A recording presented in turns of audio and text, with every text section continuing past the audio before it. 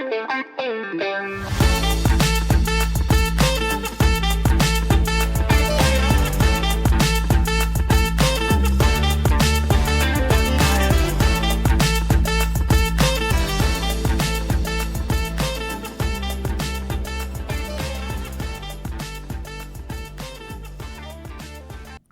and welcome to the Supply Drop episode 54, a YouTube podcast created by the Athos, the Porthos, and the Aramis of video games. My name is Nate. I'll be your host. I'm joined by two other co-hosts today, the first of which is Scott. Hello, everybody. Scott, do you know what I referenced there with those three names? Yeah. Tell us. Something Greek. No, it's apparently those are the names of the Three Musketeers. Oh, I was thinking either Greek or some kind of cologne. The Greek Musketeers. The Greek Musketeers, that's right. All right. The other voice you just heard chime in is none other than Thick. Hello, I'll tip my hat. Thick, we love your hat. I love your hat. Can you tell listeners what a Scott game is? A Scott game? Yeah, like... Picture like seeing a trailer for a new game and like your brain goes, boom, that's a Scott game. I got to send this to Scott because he'll like it. What is a Scott game? I would say it'd probably be a shooter along the line of Rainbow Six, the original. Oh my gosh, no, he's wrong. You don't think so? No, I view you as like a Skyrim-esque. You're a Skyrim guy. Well, I think that too, to an extent, right? Nobody has the gumption to make a Skyrim game, so avowed, you know. We'll see. Yeah, we'll see. Yes, all right. See. But yeah, that's good. Scott. No, I like those two. I like like military, tactical shooters. Okay. Yeah. Scott just said nobody puts baby in a corner. That's right. Now you got to ask that question about me. What is a Thick game? Scott, what is it? That was actually my original question, but then I got blank faces out of you. One that sits on a shelf. Oh yeah, there we go. Yeah, that's all right. Collecting dust. Yeah, you could tell Thick's energy This is true. All right, before we get started, I want to remind listeners they can drop us a comment, question, or preferably an insult at the Supply Drop Podcast YouTube channel. Scott, tell us how your week was. My week was really good. I've got two things that made it even better. One is you're listening to me on a new device. And can I plug my channel for a second? If you go over to Seriously Tech Stuff, I did a whole audio interface face-off of some different devices because I'm looking for something that sounds good, has a mute button, and allows me to, podcast and do other stuff. But this is the Audient Evo 4, and I'm only saying this because out of all the ones that I reviewed, this one actually makes gaming sound much better. I mean, like far better than the other ones. The other ones are just fine. Sound is great, but playing like competitive games like Call of Duty and things like that, it really opens up, and the mids and the highs sound incredible. I mean, I could pinpoint everyone just anywhere on the map, above me, below me. No, 3D audio applets or crap like that. So, I can highly recommend that. So I'm really jazzed about having something like that. Plus, name it one more time. Name the product Audient Evo 4. It's an audio interface. So like if you're plugging your headphones like straight into your computer, it's perfectly fine. But if you want to update that, if you want to get something that's better, and if you want to get a just an inexpensive XLR mic, under $200 you can beef your game up. So all right, that's what you're listening to now, and I'm super excited about it. But also, Baldur's Gate 3 was released. This is a game that I've been playing on early access for almost a year now, and I stopped playing it at one point because they did exactly what I thought they would do. You had to delete all of your saved games, delete the early access version before downloading the full version of Baldur's Gate 3. And I can tell you, if you like RPGs at all, you need to be playing this game. It is top notch. It is it's raising the bar for RPGs in general of all kinds. I mean, What stands out the most? It's really just the quality. I was expecting to have an early access. Usually when you get early access and you play it up to the point of release, it's basically just, okay, here's the new version. Now we're calling it 1.0, right? Mm-hmm. This didn't happen. I downloaded the new version and the interface is cleaner. The performance is better. The graphics are cleaner. It seems to run a little bit better as far as just performance. And it is a little bit different in that early access, you get the first act, which is about 20 hours worth of gameplay. But this seems to be kind of paced a little bit better. The combat seems to be paced a little bit better. You do get different difficulties where you didn't get in the early access. And the story, the characters, it's insane. Everybody you talk to is a fleshed out NPC character.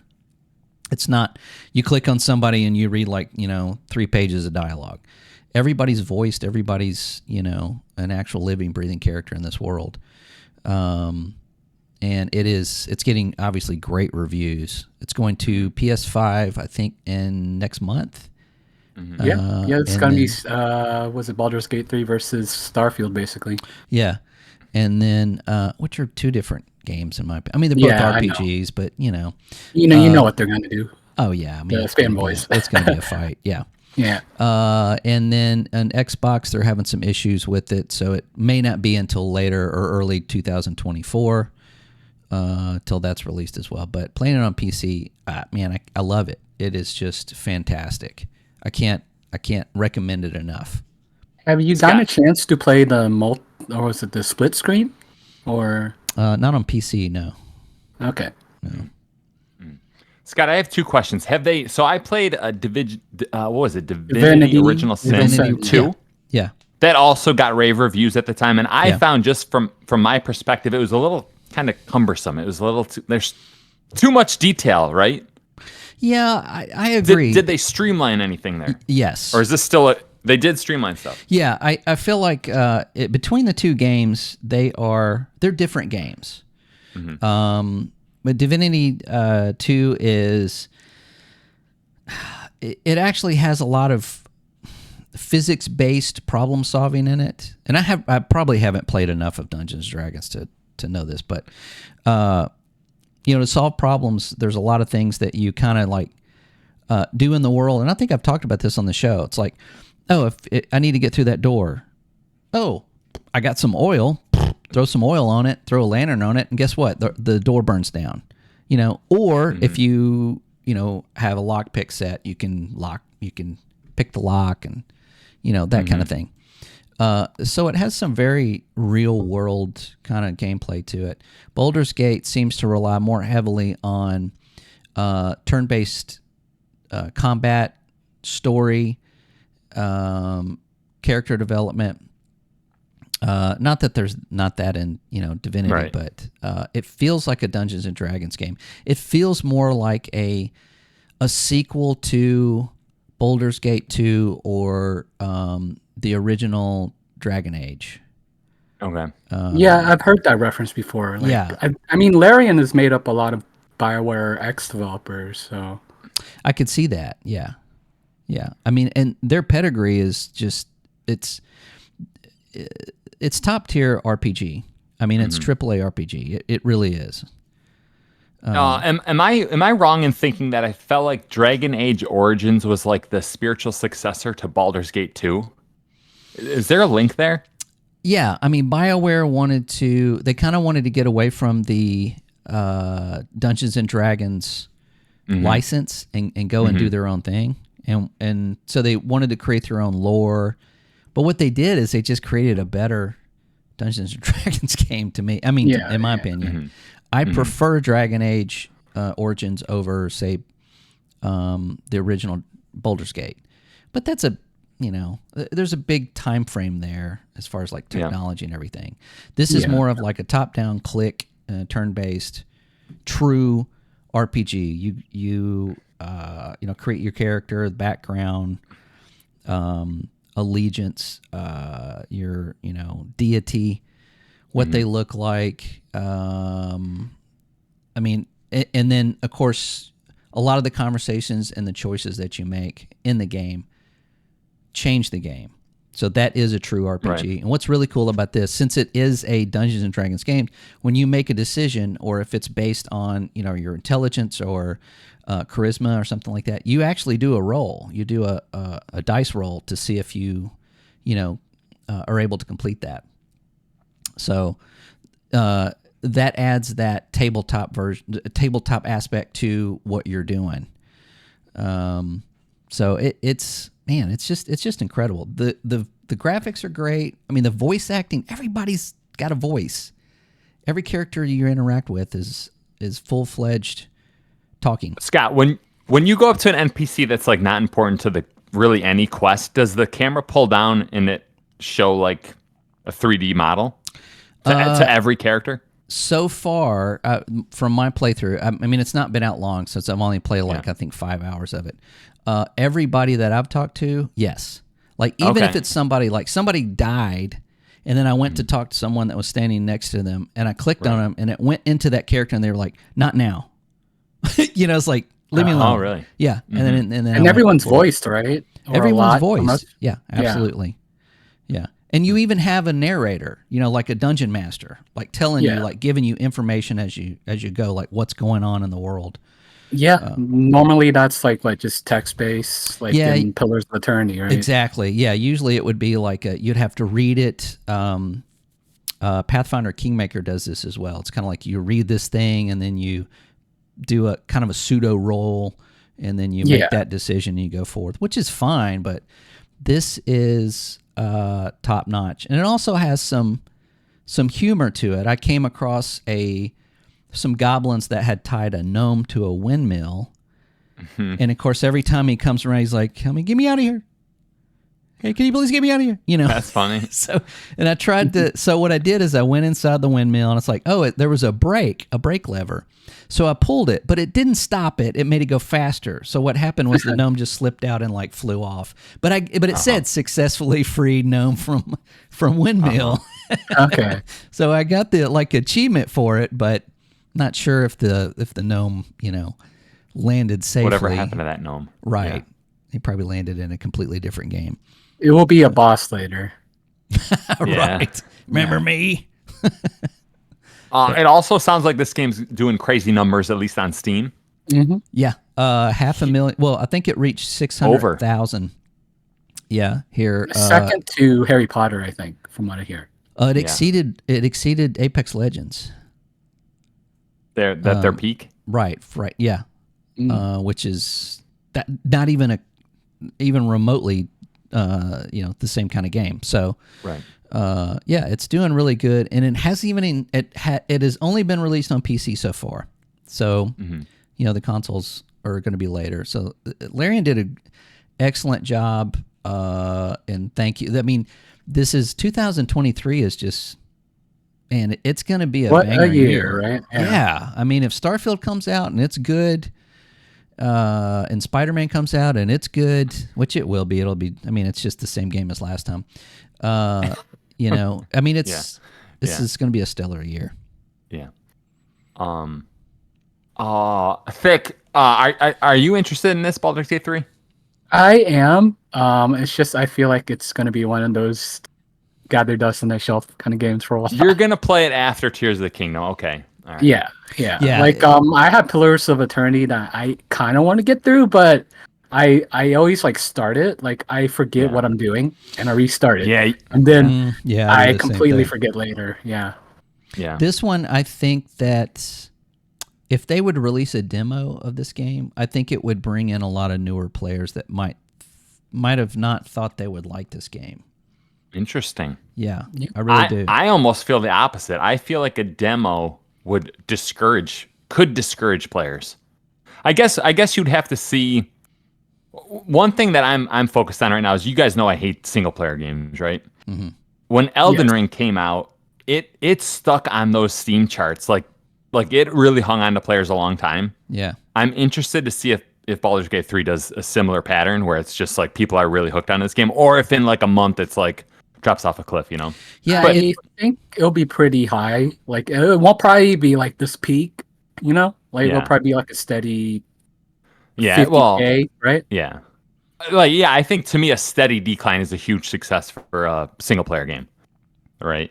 There's not too many single player games that go up and up and up over a long. Yeah, I think it's going to just kind of stick to probably like 50K. Yeah, I think it's going to be. I think it's going to do like a Witcher 3 kind of, where Yeah. it's not going to be. Yeah. You're not going to see like, you know, 1 million players on it, but you're going to see Right. a number that's going to be consistent as more people get it. You know, Yeah. and it's going to be one of those that's like, have you not played this yet? You know, "Oh, I don't have anything to play. Have you tried this? You know, oh, okay, Right. 200 hours later. And that also is to like, as far as the, I mean, this could be 500-hour game.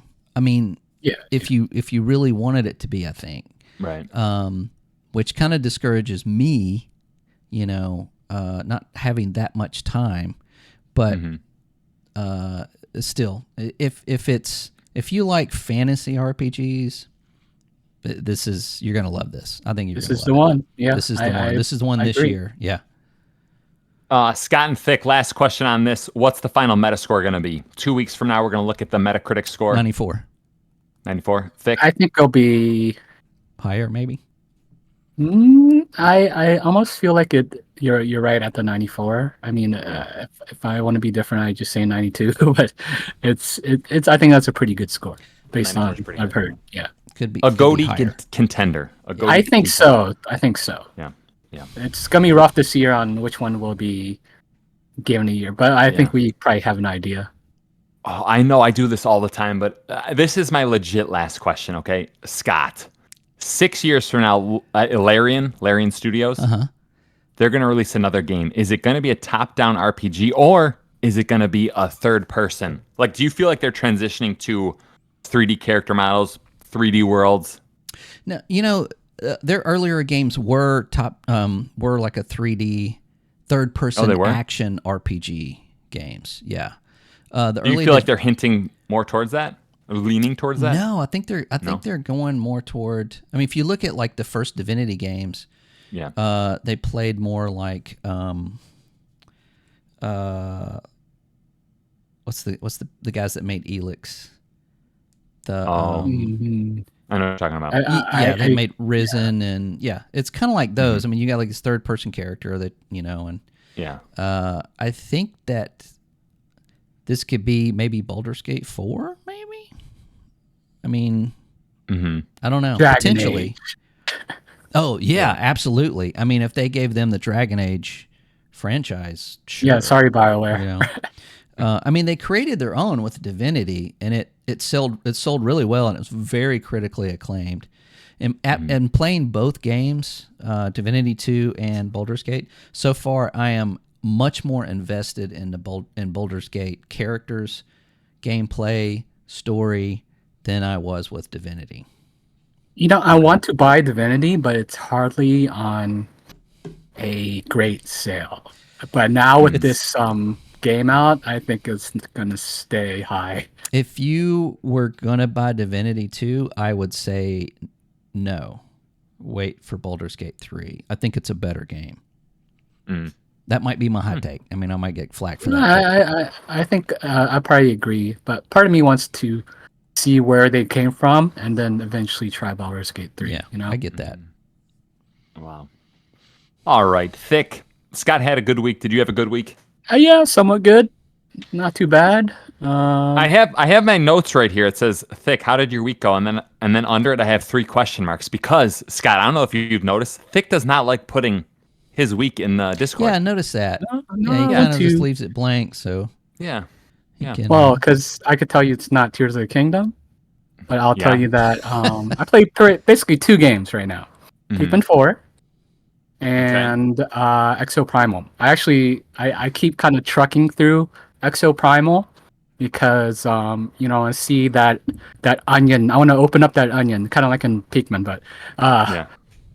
but I got to the point, like I think it was like round 10 or whatever, where it starts to kind of have a little bit more story, because the whole story with the Exo Primal is You crash onto an island. You keep going into this like Groundhog's Day scenario where you're basically going into matches, right? And then in the background, and it's very optional. You don't even need to look at the cutscenes for the most part. They're trying to solve how to break the loop, and then once I got to like I think the 10th match, like it was kind of like crazy. Like they usually it's like only a couple hundred dinosaurs, but then they started doing like thousands. I think these are the developers that did Dead Rising. So like I really? could see like where Yeah. they kind of use that sort of tech. This is RE engine though, so I don't know. But it just like I kind of like that how it's just kind of like changing things up a little bit. It's not like drastically different. So like if you probably didn't like the way the game felt before, you probably aren't gonna push forward. But like it's not like bad. Like the game doesn't feel bad. Oh yeah.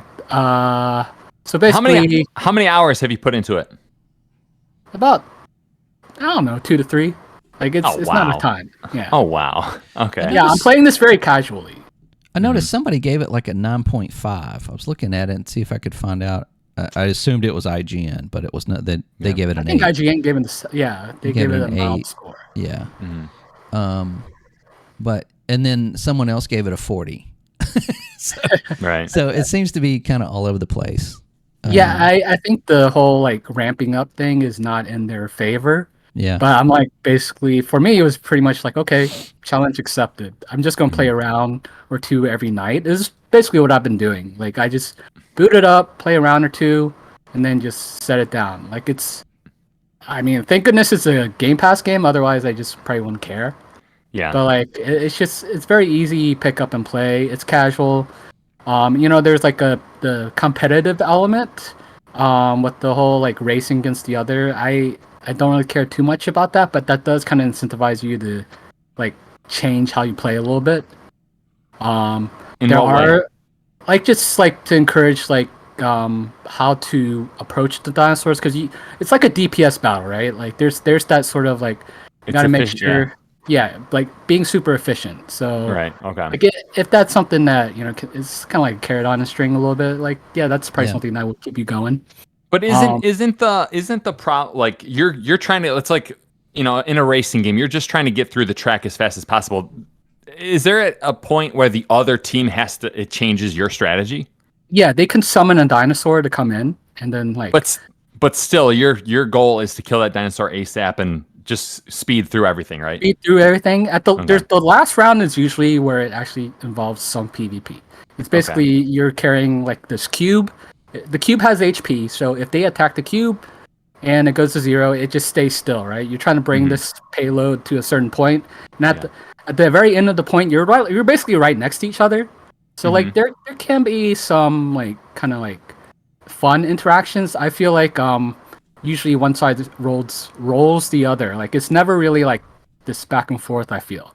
So Okay. that's All right. but I think I take it for what it is. It is very casual. It's not balanced toward anything super competitive. And Capcom's kind of done this before. I think this kind of reminds me of a GameCube game kind of called Gotcha Force. I should actually forget if Capcom made that game, but yeah, Gotcha Force was not balanced at all either. Okay. But I might truck through it more. We'll see. The other game is Pikmin 4, and I think I mentioned that Pikmin was like my first GameCube game, my first console game. So it has a little, I have a little bias towards it. You right? walked 2 miles to get it. You walked 2 miles. I walked Yeah. 2 miles to get In it the yeah. rain. Yeah. Yeah. Well, it was probably pretty sunny. I think it was like near summertime. Uh-huh. So I'd say like this entry is probably the best entry if you want to check out the series. Like I think they do a lot of things right to where it will give something for veteran players to play. Like the main game doesn't seem to have like a hard like day limit. Like the original game, you only had 30 days to complete whatever. I think you get kind of like unlimited days. You don't have any sort of resource you're trying to maintain every day, which was that was like the whole limit thing was kind of a thing in 1 and 3, where 3 kind of had like this kind of fuel you have to keep getting. Otherwise, eventually you just kind of like lose. Like you'll get to a lose state. You could get to a lose state pretty like far into your save, which is probably not very nice. But in this game, it takes that away, and all that sort of time limit stuff is put into a separate kind of mode where you can kind of like compete for better time with yourself or possibly other people. So I like that it kind of changes that up. The addition of like certain items, like consumables, I think will be helpful for like new players that just kind of have a hard time. For me, like I think I mentioned this guy, like I just hoard consumables. I never use it. So it's just gonna sit in my inventory. Guilty. So yeah. And like the dog you have, his name is Ochi.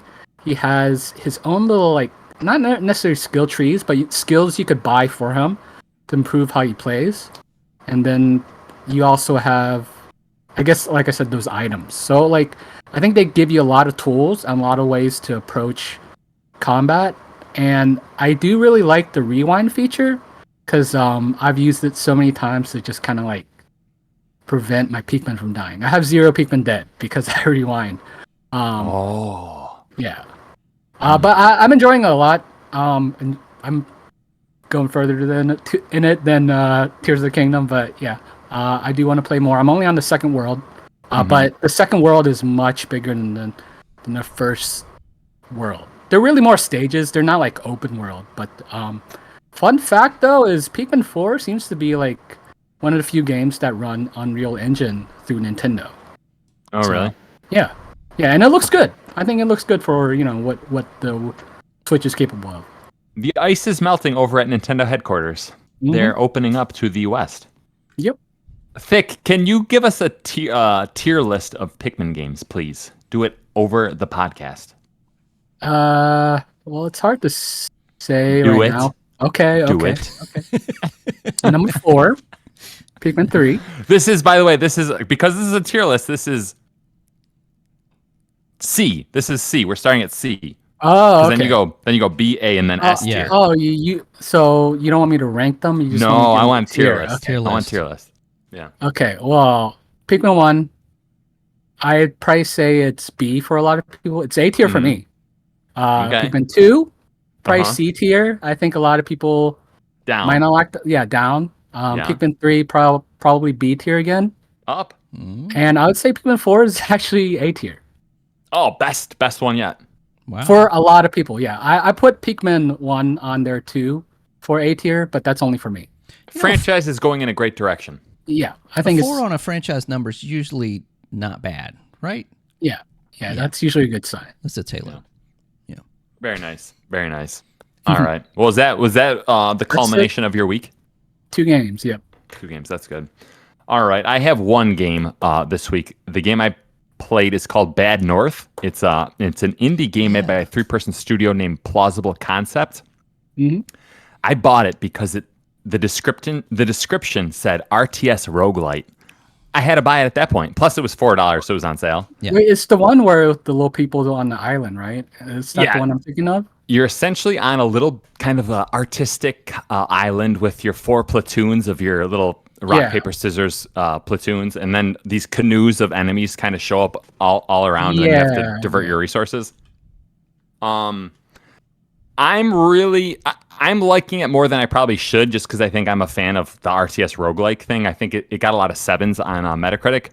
One thing I think is a fundamental, and tell me if you guys agree with this, a fundamental mistake when you're making a roguelite is this game basically allows you to restart at any point. Like it almost encourages you to restart, because on each island, either you pass the island fully 100%, or you basically you lose everything. There's very little okay, I did good on it. There's very little I did okay, very little I did bad, but I passed.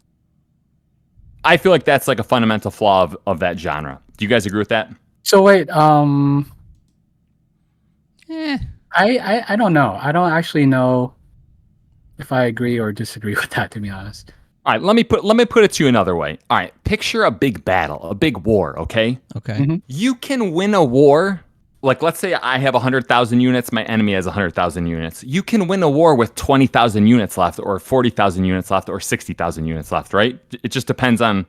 There's like such a Right. wide gradient of how it goes. Or 300 Spartans. Right, exactly. Yeah, in this game, it's no. You either win with full forces, or it's game over. And I feel like if you're making a war game, like it has to be more interesting. That it has to be like, okay, we won, but like, what was the cost? It should have a moral like. Yeah, that You know what I sounds mean? more like it's like okay, it's a fight to. It's have like a us puzzle more- game. Yeah, have more resources I- than your opponent. I Instead almost of feel like this is a puzzle game from It's what a- I recall playing it. Yeah, I'd say it's 100% a puzzle game, and it to me an RTS shouldn't be a puzzle game. It should feel more like more gooey, if that What- makes sense. well, Okay, so what makes it a roguelite? I'm trying to, I guess, like, because I was thinking about it, because I did play this a long time ago, but I'm Yeah. like trying to piece it back together. You're going from island to island, and you're picking up new platoons Hmm. with kind of like they have like special like characteristics, and then you are upgrading your platoons throughout. So you're starting at one end of the map, you're bouncing through like 30 islands or 20 islands, and then you're Are they always the same? Like, always the same platoon? Like, well, is there anything changing in between? Like, if you die and you restart, is it a completely different experience? I want to say that the islands that they feed you are fed to in a different order. So some of your islands you're going to pick up a new platoon that's like a sword platoon, or a pike platoon, or a archer platoon. So like that's the island map is kind of where you're getting the roguelite aspect from. But each island is just like a puzzle. It's like you either pass Yeah. it fully or you fail it fully, which I personally didn't like, So that's it. That's my my little warm up talk this week. I would recommend it to anyone who watches the trailer and say that's my type of game, but I don't think it's a great game by any means. on Steam, it's got very positive and 116 overwhelmingly positive. All right, so that's pretty good. That's decent. That's pretty good. Raw Fury is a developer that's they've got a lot pretty of good good stuff. for the most part. Yeah, they're Really? an indie developer, but a lot of the stuff that I've seen that I enjoy has been developed by Raw Fury. By them. So For some reason, I want to say that they might have published the game, because I think Plausible Concepts is a developer. correct. And I do want to say I feel like this game was released in 2018. I would love to see a Bad North 2 where they kind of correct some of these issues. I would love to see a co-op mode. I think co-op's fun, right? But Something that's like it. that would probably be a good, Right. Right. All right. Let's get to our listener feedback section. Here is where listeners of the Supply Drop participate in the discussion by going to the Supply Drop Podcast YouTube channel and dropping a question, comment, or devastating insult. Let's go over to our listener feedback correspondent, Thick, and see what he has for us this week. Yeah. I haven't changed that. I was like, Running the analysis machine. Okay. Please make a sound with your mouth. beep, boop, beep, boop, beep, boop, beep, boop. Thank you. There you go. No. Devastating Nothing. insult this week. Yeah. Nothing this week. No. Wow, the internet's failed us. Yeah, we hate all of our listeners, and we don't want. If you're listening to this, stop listening to the podcast. We don't want you. Surely here. you can find one thing that we do wrong. I mean, I Yeah. guess we're just that good. Yeah. Yeah. This week's listener feedback segment was brought to you by no one. We're filing for bankruptcy and going under if we don't get funding next week.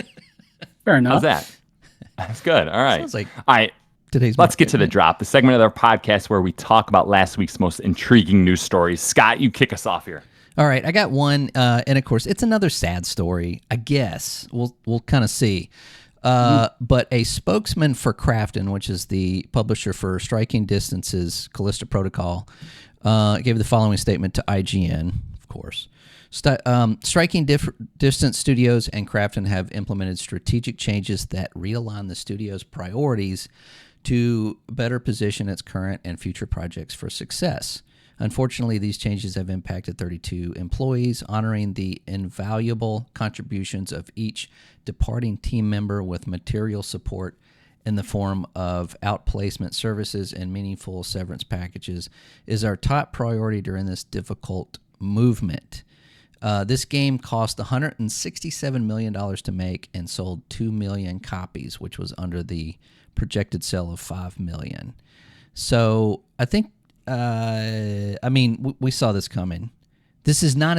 I mean, after playing the game and seeing its reception and the sales, this is actually not as bad as I thought it would be. I was feared that Striking Distance would just be Close up. just be completely. How big closed is the up. studio? What is the? I couldn't headcount? find a head count or Okay. a current one. I mean, everything is like from December of last year, which I don't think is an accurate. I mean, an Yeah, accurate yeah. number. And they said over 200 employees then, but I mean, it could be more, could be less at this point. I don't know.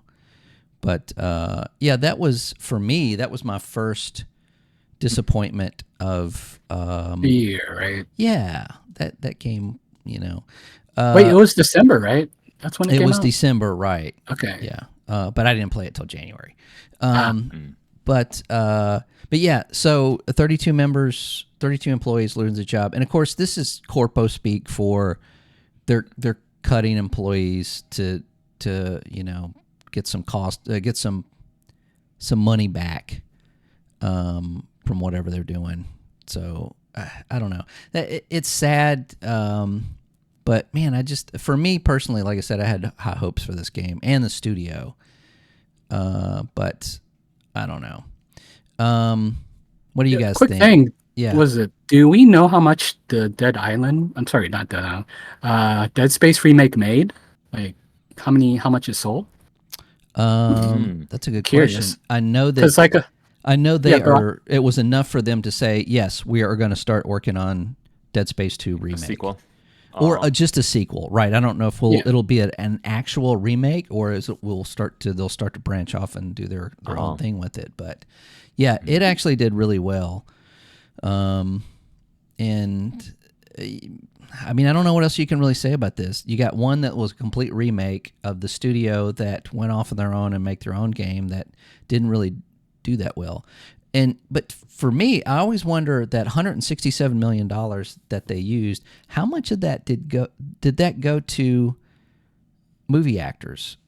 Like, it seems like they want to put movie actors in these games, I know, as like a marketing thing, but I honestly think there's like 18 voice actors I could name off the top of my head that would have done a better job than this guy and probably worked for half the money.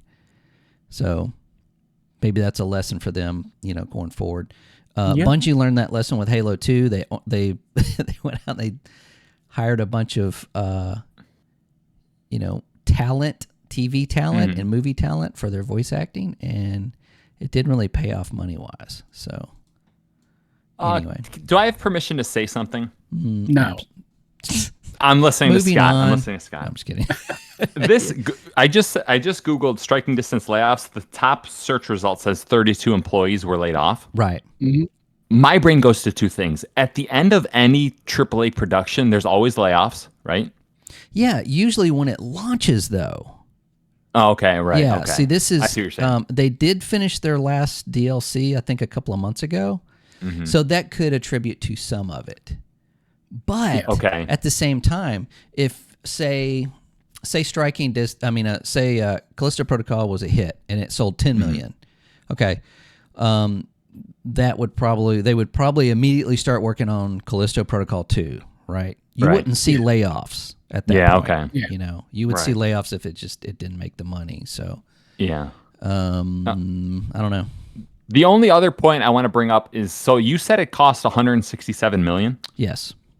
So you compare that to, remember a week or two ago, The Last of Us and the Horizon Forbidden West had their budgets revealed, and those are only a little bit more. So that's kind of surprising how I feel like Seems in high. terms of Yeah. I would have said, it's probably like a $80 million game, right? That's what I'm thinking too. That's Something what I'm much saying. It's like is a lot of that goes to marketing and goes to but Right.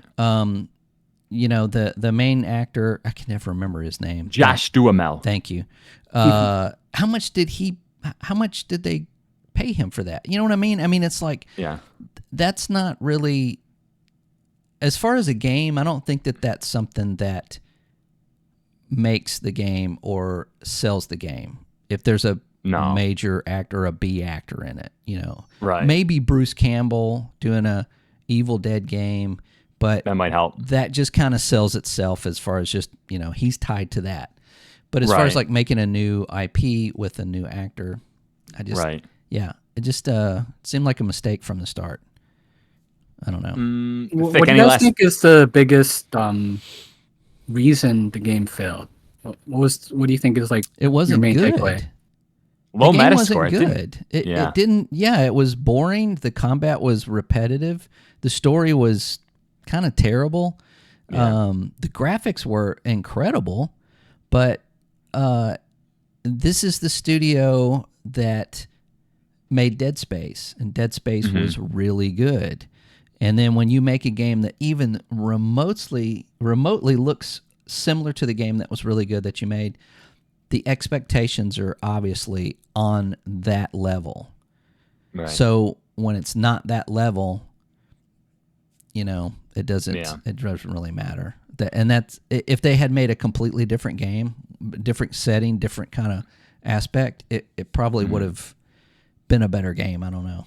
Just speculation. I think basically being tied to the reputation of Dead Space probably and was making to a their similar detriment, Dead right? Space game, right? Also, I think we have to consider the fact that, do you remember early in the promotional lead up to this, it was revealed that this was in the PUBG universe. Yeah. And then Then they pulled the rug on all the millions and millions of PUBG fans, and it was really a big slap in the face to us, So it's like, I think they deserve what they got. Well, that was a very weird thing to have. Well, it's to begin crafting, with. right? So wasn't crafting? Yeah. But it was like a sci-fi game, and PUBG is like a modern day. Yeah, I mean, Weird, looking at this now, you can't really even see any assets or part of the game that would have been attributed to that. Everything's on a spaceship, and then you crash land, and Right. I mean, I guess crash landing is similar to. No, I can't. They should have. I can't even get a connection there. Yeah. Yeah. Yeah. All right. So that's a sad story, but it's good news that they still exist so far. Yeah. Hopefully, the other people find maybe better positions to where it's probably not such a constrained project. Yeah. Right. As we know from last week, fail fast and fail often, people. Right. Yeah. Fail all the 100%. Just never of the stop failing. Yeah. Well, my next story is a little more controversial, I think. I've got my take, but I'm going to read this, and I want to know what you guys think. Okay, so there was a dev.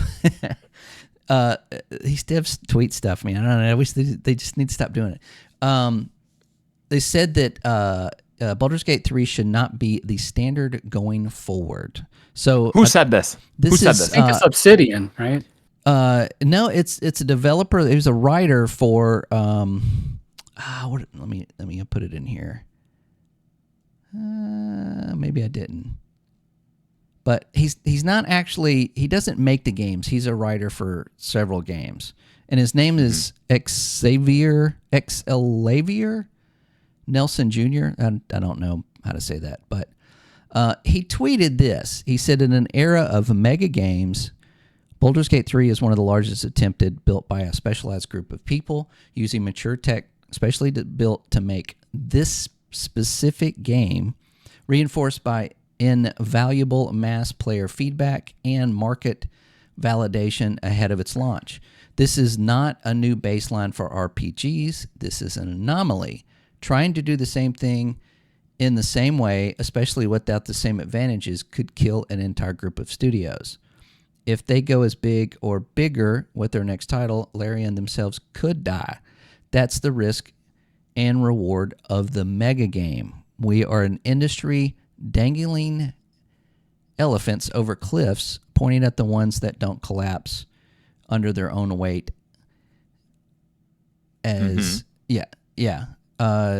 the ones that do. Anyway, so okay. So what do you guys think about that? Scott, we want to hear your take first. Okay. I mean, do you? Because it's I can see what he's saying. I mean, basically what he's trying to say is he's just saying that, like, this game is it is a little bit of an anomaly.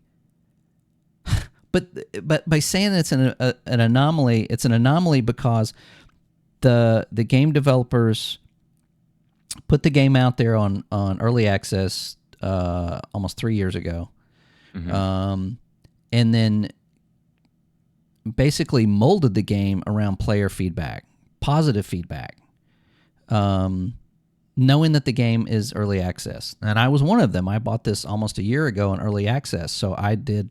It asked for your feedback. I gave my feedback on various things, and noted bugs and whatnot. But however, being a gamer and a consumer, I just feel like I want to just say, screw you, buddy. Making games is obviously hard, but if a studio does not raise the bar in a specific genre, then the industry is stagnant and dies. If you're not raising that bar, then what are you doing? As far as expectations, that's all over the place for for studios, and it sucks. But some high-profile games have huge expectations built in either the studios, like Naughty Dog or Bethesda, or just a specific franchise, like Halo or Horizon, But from I think an individual standpoint, our expectations are like, I want this to be worth $70. I want it to not cause a blue screen. I want it to not, bug out and lock up on me.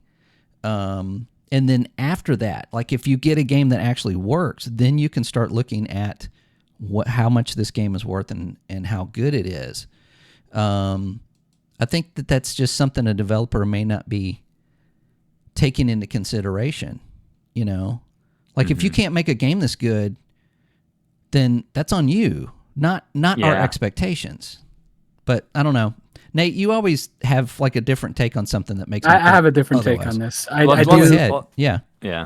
I mean, I totally get it from the consumer's perspective, but also from the developer's perspective, I think the consumer's always going to want more. Like it's a never-ending bucket of like, oh, we want the best, and Sure. I don't think all the developers are capable. Like no one, like if In Exile say they release like a CRPG and they release it to early access, they're probably not going to get the same sort of feedback to where they would get any sort of real valuable feedback from, because they don't have the pedigree or the following of Baldur's Gate.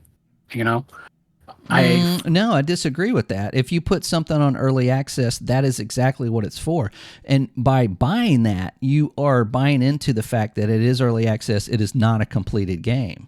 This game, when I bought Baldur's Gate 3 in early access, it was a more functioning, capable, bug-less game than Battlefield 2042 or Cyberpunk 2077, which was a full-fledged $70, here it is, full release game.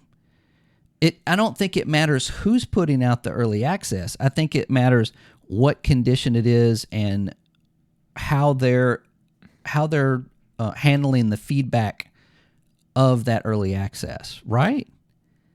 Okay, so I don't think all studios are similar enough to Larian and have that sort of following where people really, there's hardcore people that love Divinity series, so they love Baldur's Gate, so they'll buy into it. But like a smaller studio probably cannot do the same thing. I just don't see it. Like I don't know. I think that. So I there's the tweet going around on my Twitter feed that people seem to be agreeing to, saying that Larian is a 450 person size studio. Right. That's like a AAA studio. Right. So, obviously the fact that like smaller studios aren't going to be able to produce what this giant AAA company has done. Yeah, but I don't think that's what this guy's saying. I think that he's talking about all studios. He's talking about like AAA studios. He's talking about everybody. He's looking at this game and going, whoa. Don't think that everybody's going to be able to have that level of quality and amount of game. Which is you don't have to say that. You just you know. I mean, we have expectations, but our expectations again are based on Like when Naughty Dog they announce Last of Us 3. You can't not have expectations for that game based Right. on the last 2 games. Okay, so I agree that they can't for Larian's next game. Yeah, have that same expectations, but to expect a Larian-sized game for something like Wasteland 4, I don't think that's fair. Something Well, like no, that. I don't either. I mean, I'm not saying that's fair either. But he's not saying that either. He's not saying one specific studio. He's saying all studios. He's saying games in general. He's saying that the expectations are what's killing the studios. And it's not the expectations that are killing the studios. It's them releasing crappy games that aren't finished. Yeah. That people are mad that they wasted their $70 on. Right. You know? I'm with you there. So Larian had they not released this on early access, the game might not be as good as it is right now on launch because of that feedback. Had they just, and it might not be in as good a state as far as like bugs and, performance. Who knows? But for someone to come out and say, whoa, that game is super great. Don't expect that from everybody else. It's just... That to me is like... That's like common sense. It's like, what's considered the greatest game of all time? Ocarina of Time? Like, hey, don't expect every game to be Ocarina of Time. It's like, it's like a... Yeah. No one... It's like weird... It's a weird way to think about it. Right. It's a weird thing to say. I'm like, you don't... It's like complaining that... making games is really hard. So remember that making games is hard next time we release a game that is in a crappy state, that is overpriced, but the store works exceptionally well, right? Right. And that's kind of where we are now with AAA titles, is that these games come out, they don't work. They're not patched. They're not. Q&A was garbage. But that store works. You go to get microtransactions. They're not going to like not take your money. Take your money. Right. Yeah. So this guy would have probably just been better of just not saying anything. So I mean, I see your point, Thick. I mean, I see that it's, but you've got to look at it as the entire gaming market, not just this one game. Yeah, that's why I am, but I'm not saying that devs shouldn't perform or whatever. I'm not always siding with the consumer, because the consumer is not always right either. Well, yeah, so, I agree with that. There are people that hate on things for the wrong reasons, but when we played Remnant 2, I think we both made a comment. It's like, hey, this game works. I mean, we did run into one bug, but as far as like connecting, playing, not getting kicked, the frame rate was consistent. The gameplay was consistent. I mean, that's where we've gotten to, is that we're excited that a game actually works when we buy it. I mean, that's how bad it's gotten. And for this guy to say that, just I'm hoping that he is sitting at home right now thinking, wow, I should have never said that. Yeah. Because it didn't go over well. But anyway, I also had, I think I sent it to you guys in our feed. One guy, I read a review of Baldur's Gate 3. And this guy basically says, I have kids, I have a wife, I have a job, I have no time to play this game whatsoever. I had no intention to buy it. And then I read this tweet and I went and I bought it immediately, just for sheer spite because of what this guy said. Because it is again, that's that disconnect between the consumers that are consuming your product and the people that are making them. Some studios get it. Obviously, Larian does. Gunfire Games gets it. And a lot of Bungie doesn't. Obviously, DICE doesn't get it. So it just kind of, for me, reading that, it's like, wow, this just summed up the whole devs against players, just dichotomy. It's just right there, right on Twitter. Yeah. I side more with Scott, but to me, it's not I can't quite dig my teeth into it. Like I don't hate the guy for saying it. It's a No, little weird. No, I don't think he was being a Scott jerk. hates him. He wants bad things to happen to him, and I feel like Scott shouldn't have that mentality. No, I don't think Yeah. he tweeted it in the sense of like, hey, you guys are stupid. I think he Yeah. was just kind of trying to defend, his industry and what he does, and and I understand that, but it was a mistake, and it just came off really bad. He sounds like another Josh Duhamel, doesn't he? Yeah, he does. One of those whatever. guys.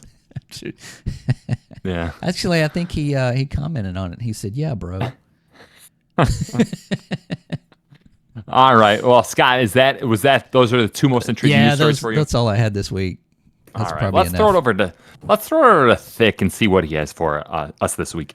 Well, I got two very niche kind of story. Well, actually, one's not very niche. One's but, not niche, no. Yeah, Tears of the Kingdom. Yay! Based on the recent financial report, has sold 18.5 million copies. Close to the profit threshold. Yeah, Getting there. But to kind of put it in perspective, like I think that's 2/3 of what Breath of the Wild sold. Total, yeah.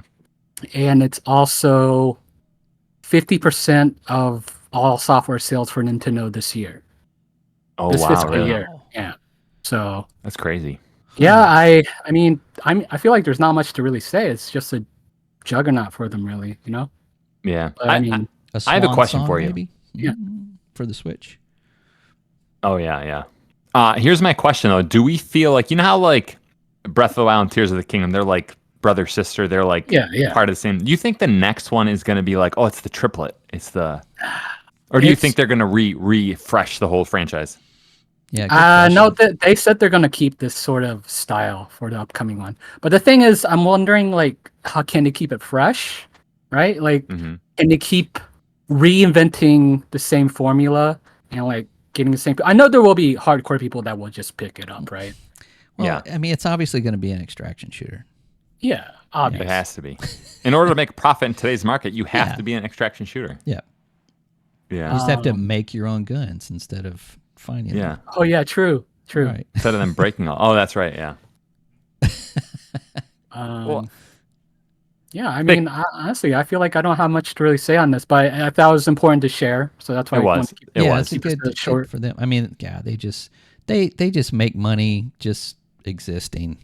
Yeah, They do awesome stuff. yeah. I feel like Nintendo's had a pretty good year so far too. Oh yeah. Not their best year, but like they've released a lot of good games this year. Mm-hmm. Taken four. Yeah. What was your second news story? My second story is Xbox Game Pass Xcloud, the cloud, Yeah. has been experiencing higher queues lately, and some people are attributing this to it having GTA 5 release on Game Pass again, potentially FIFA, and potentially because of Fortnite. So, Why Fortnite? Fortnite, they actually have it. You can play for free on Xbox. You can play for free Xcloud. everywhere. Yeah, but you could play it on cloud for free. So, Okay. Okay. Yeah, you don't have to pay the additional like $10 a month to play. Oh. Yeah. But any case, does this kind of indicate that if the future of cloud gaming were to expand, is this something we could face more often, right? Like, is this Longer queues? Yeah. It seems like I remember Sarah Bond commenting on that and saying that there are longer queues. We are working on it, but in all honesty, it is the lowest common denominator in all of their Xbox and in all aspects of Xbox, meaning it's not making any money. They're losing money on it. So it's not something that they would go, oh, we need to add more servers to the people that are playing for free. Apparently, I mean that's what I got from it. So I think it may just be a fact of it's just not as popular as everyone thinks it is. well, I don't think it's that popular, but I do But think the queues that- are longer. The queues are longer. Yeah.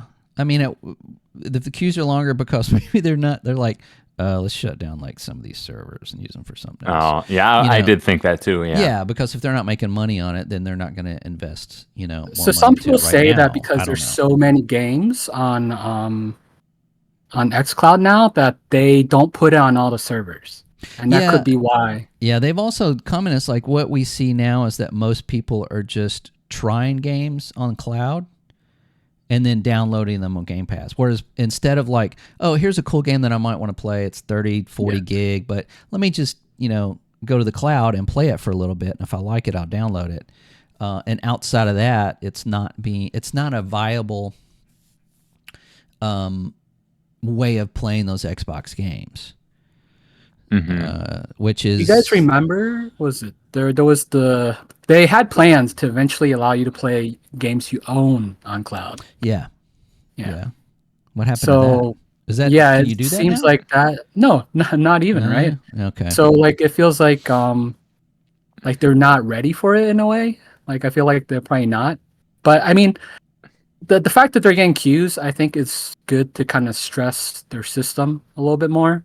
Because like the whole point of them doing this as part of Game Pass Ultimate is probably to just test it. Like it's not. I think it's still considered a beta product, isn't it? Yeah, I think so. As far as I can tell. So. Yeah. It's I mean, we've all three said that it's not quite there. I mean, Stadia, Dick, you played a lot of Stadia, and it was fine for you. But yeah, xCloud is in terms of quality is not quite there. Yeah. But they, at the very least, I think they have more opportunity for scale compared to what Stadia had. You know what xCloud needs? You know what it needs? What's that? It needs Elden a game. Ring. No, it does not. It needs a game that doesn't benefit from quick button presses, right? So something like Baldur's slower. Gate 3? Partially, that would probably work. But then it also needs a game that shows you the advantages of the cloud. Like, oh, this map has 10,000 people in it. Like, this is like unlike anything we've ever seen. Right now, it's just putting these like console games in it where you're just like, the console version is way superior to this cloud version. Like playing Fortnite on something with millisecond delays, that sounds like a nightmare. Like no one would want that. I wouldn't want to do that. Yeah. So I just feel like it's like xCloud right now is like, hey, you want to play a worse version of the games you like, right? Right. Yeah. I'm like, it's a bad sales pitch. So I think that's why it's a complimentary service, right? Like with part of Ultimate, right? They're not trying to advertise this is the primary way you play. It's to complement the way you play. But I don't even like the way that is phrasing, because it's not a compliment to play a worse version of your favorite game. So what's the opposite of a comment? Okay, so compliment. The idea isn't that you're playing this like if this is you're playing it because you don't have access to your console. True. Or you're on It's on the vacation. go. Yeah, you're yeah, just it's on the go. Yeah. You want to do like a daily, like it's probably not that serious. You just do it, and then you just leave it. But Thick, what you just said could never go in a 30-second commercial and air it on TV. Like, hey, like if you don't really care, but you're not at your home, if you don't care, then you can like try our product, and it'll be all right, kind of. It's like xCloud when you don't care about latency. Yeah. You want to be like, you want this product because this is a bleeding edge. This is like the next thing. This is like a superior product. Not like it's like a worse. Okay, I think you guys are misinterpreting. I am not. It is not. Okay, there's two things. There's a complementary product, and then there's a substitute product. This is not a substitute product. And that's part of the reason why Stadia failed, because they're trying to substitute the console. Right. Yeah. All right, I got you. Yeah. I got it. Let's say you two drink soda, right? You drink soda. And then what if I was like, guys, you can pay me money and I'll show up maybe if you're hanging out at a park, and I'll give you like a warm Pepsi. And then I would say like, well, you don't have any access to Pepsi, therefore my warm Pepsi. Oh, and by the way, I took a few drinks out of it. Like it's like 80% full. Like here, have this warm Pepsi. It doesn't make any sense. Yeah. No, I get you, but no, I see what Thick's saying though. It's kind of a hard sell because it's not. It's like, hey, we've got PC, we've got Xbox, we've got all of these much better ways to play your game, but we've also got this xCloud. it's not being marketed and it's not being utilized as a an exception or in lieu of having a console, or playing it on PC. Mm-hmm. They want you to play it on your phone or your tablet or your Asus Rogue Ally or whatever. Mm-hmm. So it's kind of a weird place to be, and I could see why it's not being utilized and they're losing money on it, because if you owned an Xbox or if you owned a PC or even not a great PC, you could still play it on PC through the cloud. But how would you who's wanting to use this like as an Xbox alternative or an Xbox Vic would say platform? it's not an alternative. It's what would you say? It's an additive experience. It's an complementary. Complementary, right? Yeah. Now, in the case where it is kind of like a separate thing is maybe the TV app. Like maybe if you've never owned a console, because like they have the XCloud app on like current Samsung TVs, right? Right. So people can just boot it up and then maybe try a game, and that's one way to kind of get like to kind of extend the audience. And maybe they will eventually buy an Xbox. Maybe that's one way to kind of capture people. That's one way I think they are kind of looking at it. Yeah, I see what you're saying. I see that. And again, I'm still on the side of in 5 to 10 years, it's gonna improve. These problems are gonna improve. They're either gonna drop it altogether, or it's gonna be their main focus. Yeah, and I think if they do drop it, maybe in 10 years or 15, 20 years, someone's gonna pick it back up, and it's gonna, I don't think the idea is going away. No, I don't either. Yeah. No. All right. So I have 2 stories for this week. Shall I get into them? Yeah. Before you do, yeah, let's pause for just 1 second. For station identification. Yes. All right. So now I want to get into my 2 topics this week. Am I allowed? Sure. What time is it? Okay. All right. Topic number 1. I don't know if you guys saw this. Mountaintop Studios revealed their kind of new game. They released a trailer for which is happening on August 25th and August 26th. I want Thick and Scott to sign up for this one. Did you guys take a look at this? Yeah. You did. So the tease reveals some level shots with a few choice quotes from developer Lee Horn. Want me to tell you the interesting things Lee Horn said? Mm-hmm. So he describes this as a new genre-evolving competitive tactical shooter. That's not that interesting. But he does say this. He says if you're tired of sitting out for an eternity after getting opt, what does opt mean? I assume like you're getting killed. You're down. Yeah, and you're waiting for your team. Yeah. Right. So he says, if you're tired of sitting out for an eternity after getting killed or seconds into the round and it drives you crazy, he's like, check out our game. He also says if you hate it when your buddy doesn't watch your cross. So if you hate it when your teammates don't watch your back, kind of, he's saying. I guess so. Mm-hmm. Check out the game. And then he says, our goal at Mountaintop is to create games where you can spend 10,000 hours playing and it still feels like there's more to master. I love listening to that. Yeah, I like that too. Yeah. That's setting off up kind of somewhat lofty expectations, right? Oh, for sure, yeah. Yeah. Although that should be like the bare minimum, right? But 10,000 hours should be bare minimum. Really, they should be targeting 100,000 hours. Right. Yeah. Right. Yeah. He says also we've put an emphasis on regular community competition as part of our meta system core. I don't really know what that means, but I'm going to tell you what I think it means, or I hope it means. I hope it means this is what I think all these games need to do, like Overwatch. Overwatch needs to create a system where I'm part of a team. Like how like you can go on these weird message boards and like they'll kind of weirdly put together tournaments, but you really have to kind of seek it out and be like, okay, I'm going to join this team. Like, remember clans? Yeah. Or whatever? Like clans outside of the game? Yeah. Yeah, I want the game to facilitate clans and like times to play and like... Which game do you think does that really well? I don't think anyone do it really well. Can you think of one, Thick? Maybe Destiny 2. I feel like Destiny 2 is pretty good about it. Yeah. So, that's interesting. Except for us, we're not in a clan. Well, yeah, I've been in several clans, and it does manage your Like it gives you things to do as far as like if you go do this and this and this and you're in a clan, then you get rewards for it. But your clan mates also get rewards for it. Yeah. But here's my question. Yeah. Can you find your clan without going on the internet? Can you find your clan within Destiny 2? Absolutely. Yeah. Oh, you can. Okay. Yeah. I think World of Warcraft was basically like the I guess what do you call it? The best one that does it. I feel It does that. Yeah, because like the guild system, you have your own chat. Mhm. You can level your guild. You get perks for having a higher level.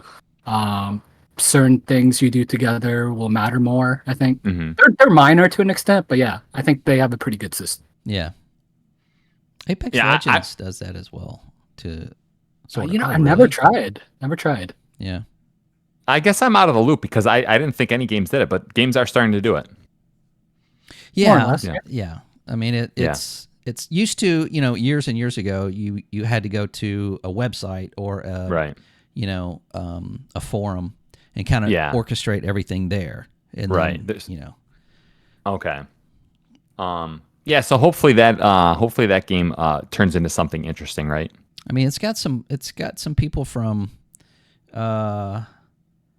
something like Blizzard, everything. Riot, Yeah, Epic, Bungie, all the big multiplayer studios. I feel like it's kind of a buzzword, like spew. Like they just spewed as much as they could.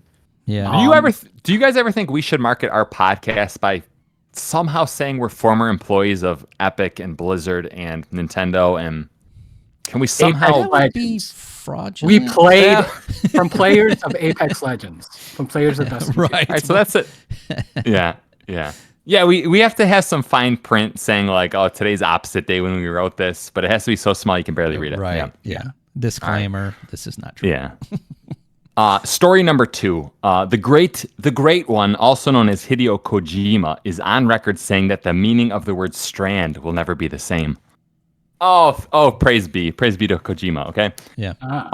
He basically said in an interview recently, he said, in Death Stranding, connection was justice. However, following the COVID-19 pandemic, remote and other pseudo connections became more important. On the other hand, I felt the pseudo connection alone was not enough to achieve human-like fulfillment. I felt that human beings need to get out into the outside world and move, aka touch grass. Yeah. Isolation and fragmentation are ongoing, and the world is changing dramatically. With the inability to return to the world as it was, the meaning of Strand is changing in Death Stranding 2 as we rethink our connectedness. Now, I give you that, and now I want to give you a new quote from a new person. This new person his name is Jeff Gerstmann. You guys know who Jeff Gerstmann is? Sounds familiar. He was the big giant bomb guy. Remember? Oh yeah. He got fired from because he got told fired the from truth. games. Yeah. Right, exactly. Right. But this triggered me, and I want to see if it triggers you guys. So when Death Stranding 1 came out, he said this.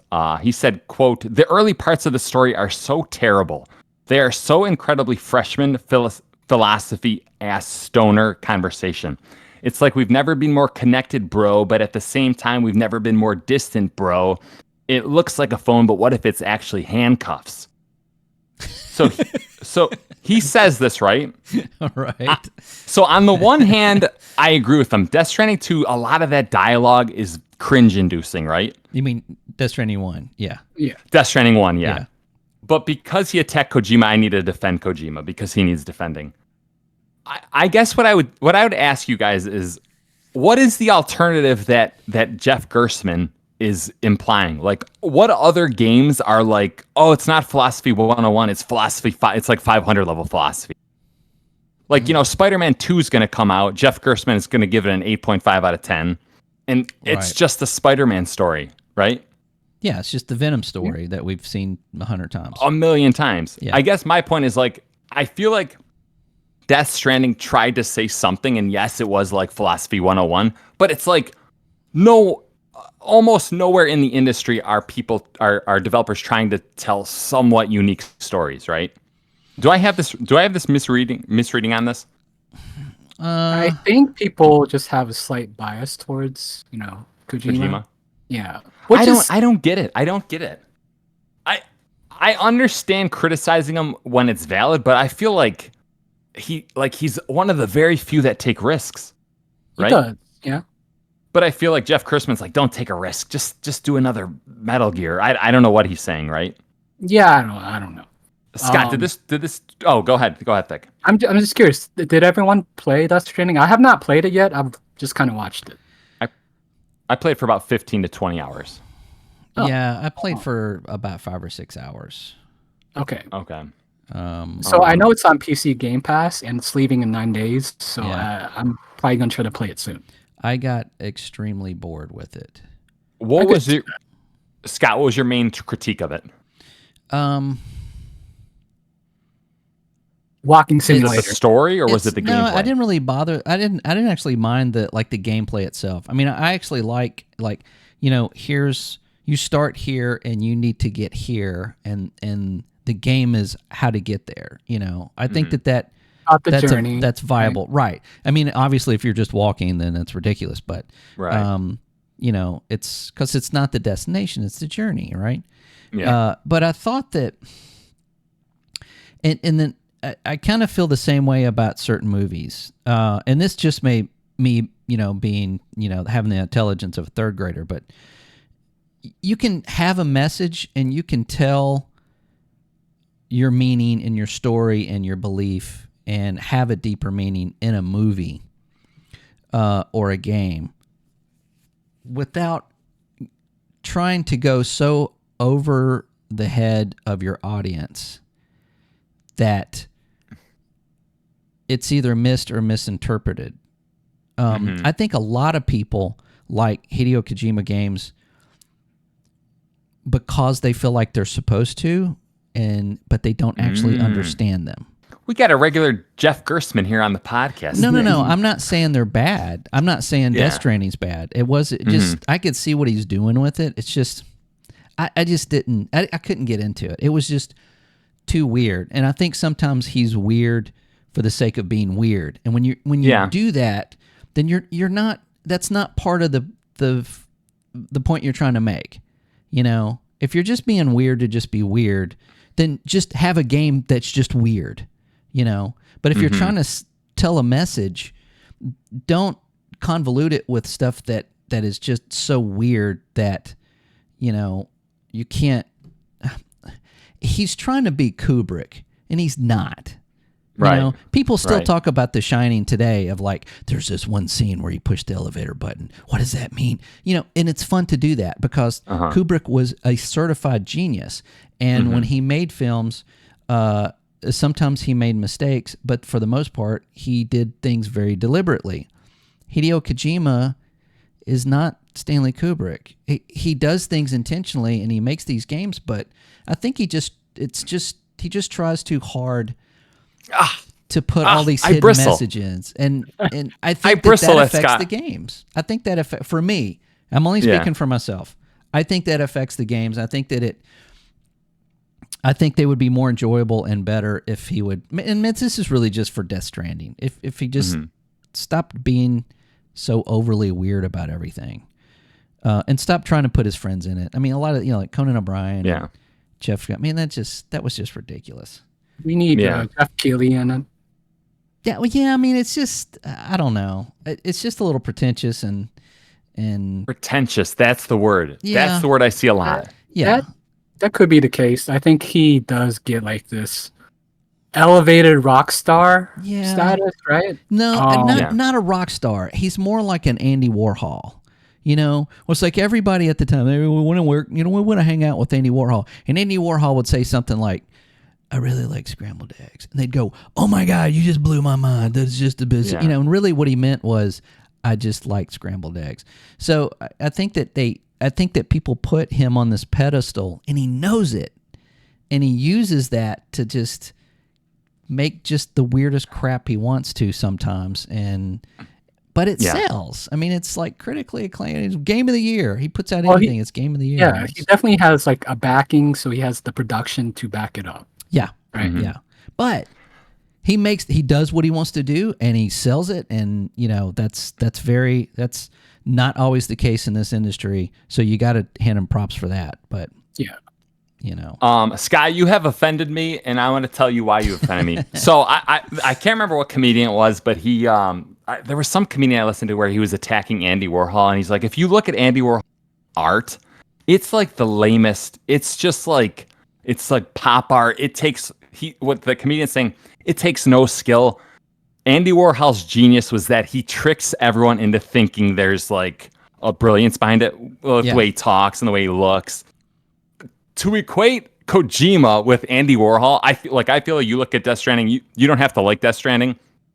That's like an actual a work of like actually a super intelligent, hardworking, ambitious person created the concept of Death Stranding. Like to make a video game like that is like, even though it's not a great game, to me it's like, well, that guy's actually legit. Like I'm kind of he's more Kubrick than Andy Warhol. You know what I mean? Well, yeah, I didn't mean that I wouldn't compare those two together, but I just meant how he's perceived, Yeah. Okay, all right. Yeah, I like Kojima. It's just... Yeah, I do too. I just feel didn't people like Death elevate Stranding. him to where he can't do no wrong kind of thing. Yeah, I don't... exactly. That's what I bothers don't think me. you should put people like that on a pedestal, and... and I've said this before. It's like a lot of times I think that, especially when he puts a game out on PlayStation gets like a free pass. If PlayStation puts out a game, it's like, oh, it's Game of the Year, and it's not even out yet. Just because it's a PlayStation game, it's Game of the Year, and that's not you. You shouldn't be like that. It's right. and you do the same thing with Hideo Kojima. Oh, it's a Kojima game, so it's going to be Game of the Year. Wait a minute. Why don't you play it first and have an opinion about it first and see what you think about it before you just know that it's going to be great? Stanley Kubrick didn't have, every movie he had was not, 100%. Right. Do you guys feel, though, that this exists on the internet, that there's also these, like, a group of haters that are just like, Kojima can't put two sentences together without people being like, "Oh, he's so up his own arse." Like, he's trying to say. On the flip side, I mean? You can have the same thing. You can have people just not like him because he's so successful. Right. Yeah, I mean that goes for anybody. And I feel like. Oh, go ahead. Well, I was just gonna say I'm not saying that. I'm just talking about Death Stranding in general. I just didn't get it. I couldn't get into it. It was just too weird. I probably should have played more of it, that kind of. But that's just what I felt like playing what I played of it.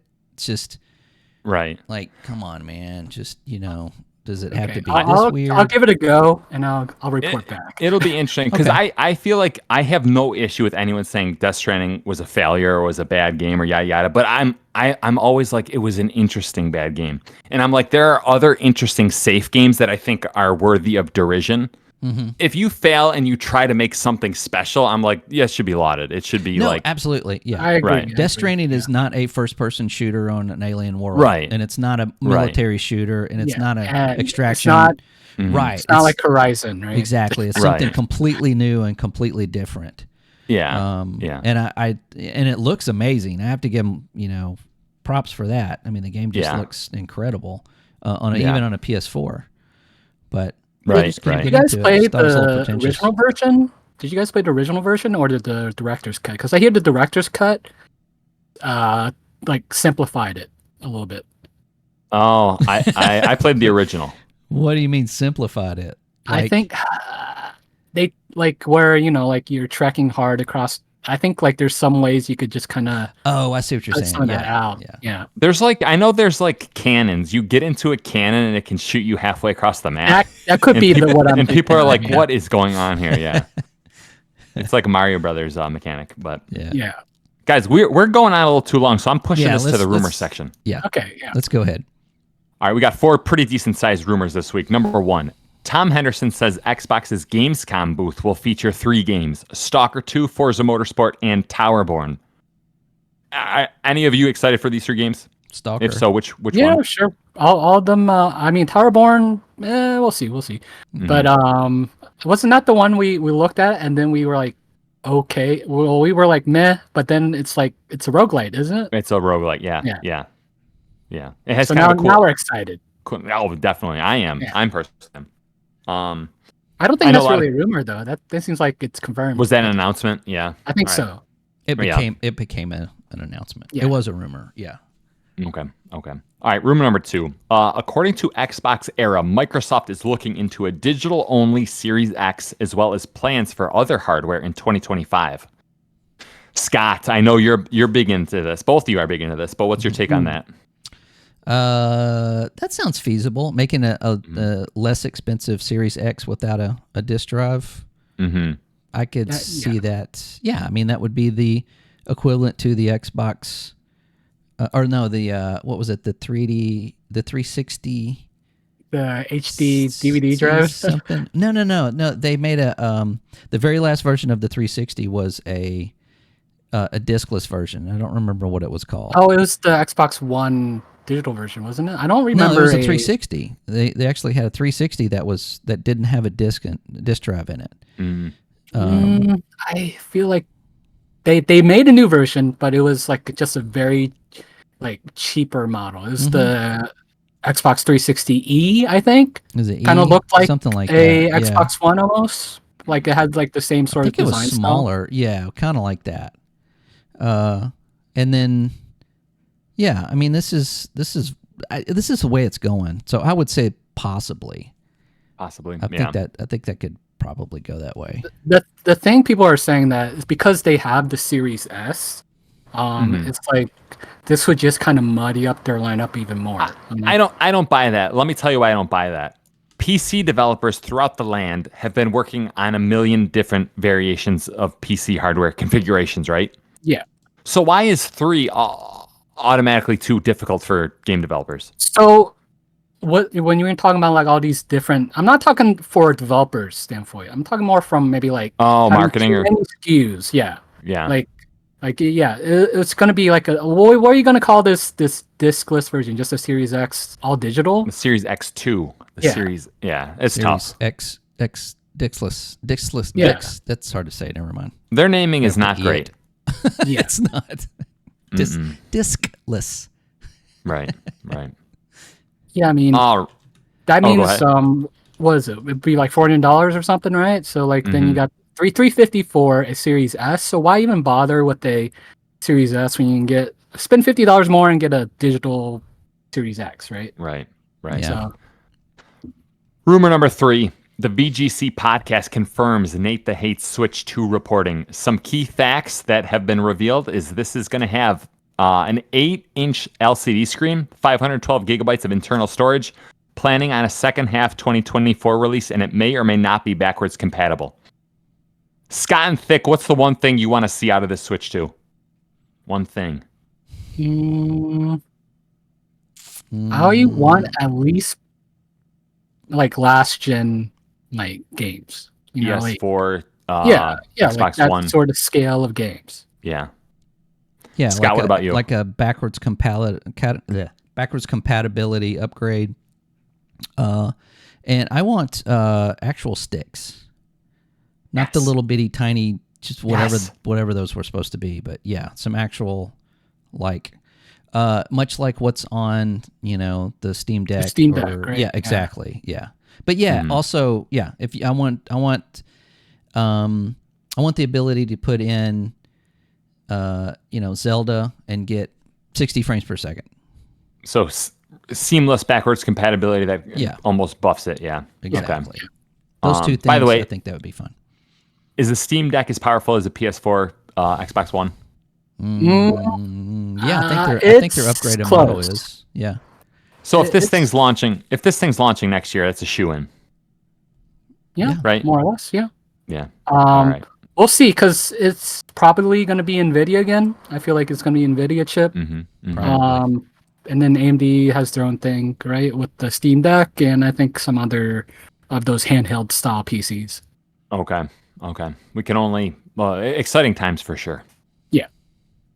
Last rumor is this. A leak by a former Virtuous Games employee suggests an Oblivion remake is in production. And then they go on to say that we're not sure if it's a remake or a remaster. Scott, I feel like you're our Oblivion guy. Mm-hmm. Yeah.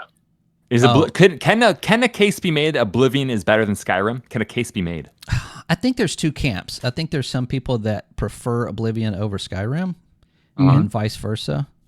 I'm not of either one. I would totally play an Oblivion remake. Now there is a mod group that is working on what's called Skyblivion, which they're taking the Skyrim engine and they're making the entire game out of it, that would probably be heartbreaking if that was true.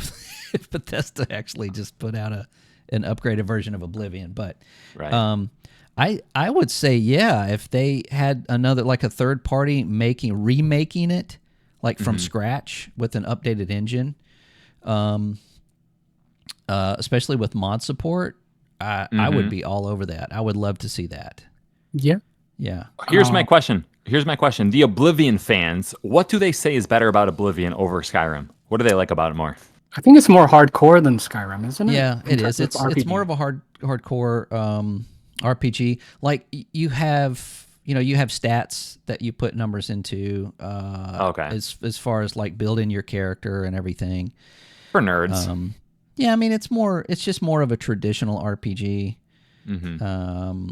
It's like class based. It's like you pick your class, whereas Skyrim is like you're the same person. You just if you want to be a fighter, you just go fight more. If you want to use magic, you use magic more. Yeah. Oh, okay.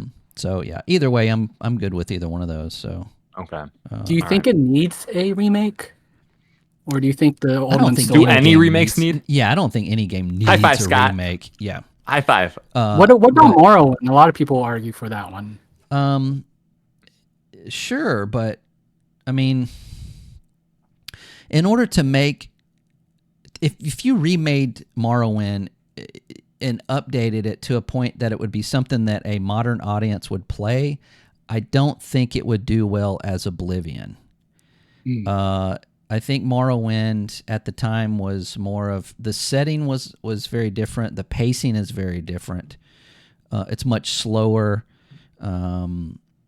But Oblivion, I think, would probably, it's got that hook. It's got that Lord of the Rings, more traditional fantasy, dragons, swords, knights, that kind of thing.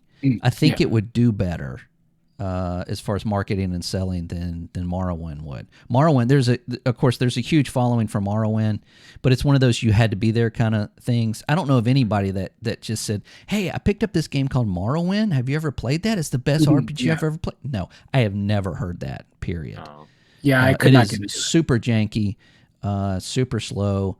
The combat is god awful, but it is one of the best stories that they have done in a game. Period. And I don't think anybody will argue that. Yeah. Interesting. Well, I think that's going to do it for our rumor mill, or rumor section. I hope that last one's true. Yes. Well, our final segment is called Big Talk. Scott, you're in charge of Big Talk this week. Yes. What? And introduce it to the listeners. Yeah. Okay, this is one I've kind of had in my pocket for a little bit for when things got slow, like now. I'm just going to lay it out here. What modern gaming mechanic or developer decisions need to go away? And I use the example of loot boxes, which has gone away, but that's something that we didn't have in earlier games, and it just kind of, thanks to Overwatch, boomed. Everybody hated it, got rid of it, that kind of thing. So what is the modern gaming mechanic that you would like to see obliterated? I got 3. Go ahead. I'm gonna give you my first. Okay. The first is the mini map. I think the mini map has been a blight on our industry. I don't know any game where I don't just look up at the mini map and like a single player game, I should say. Right. Where I just don't look up at the mini map and like follow my little route. I hate it. Yeah. Yeah. Now I think if you take the mini map away, it's going to require a lot more work from the developers to be like, we got to make sure the player knows where he's going. Well, are you saying like get rid of the map altogether, or just like No, just hit M for that map thing up in the corner. But you still have a map. It's just not you on pull your it up. screen. Gotcha. Yeah. So Yeah.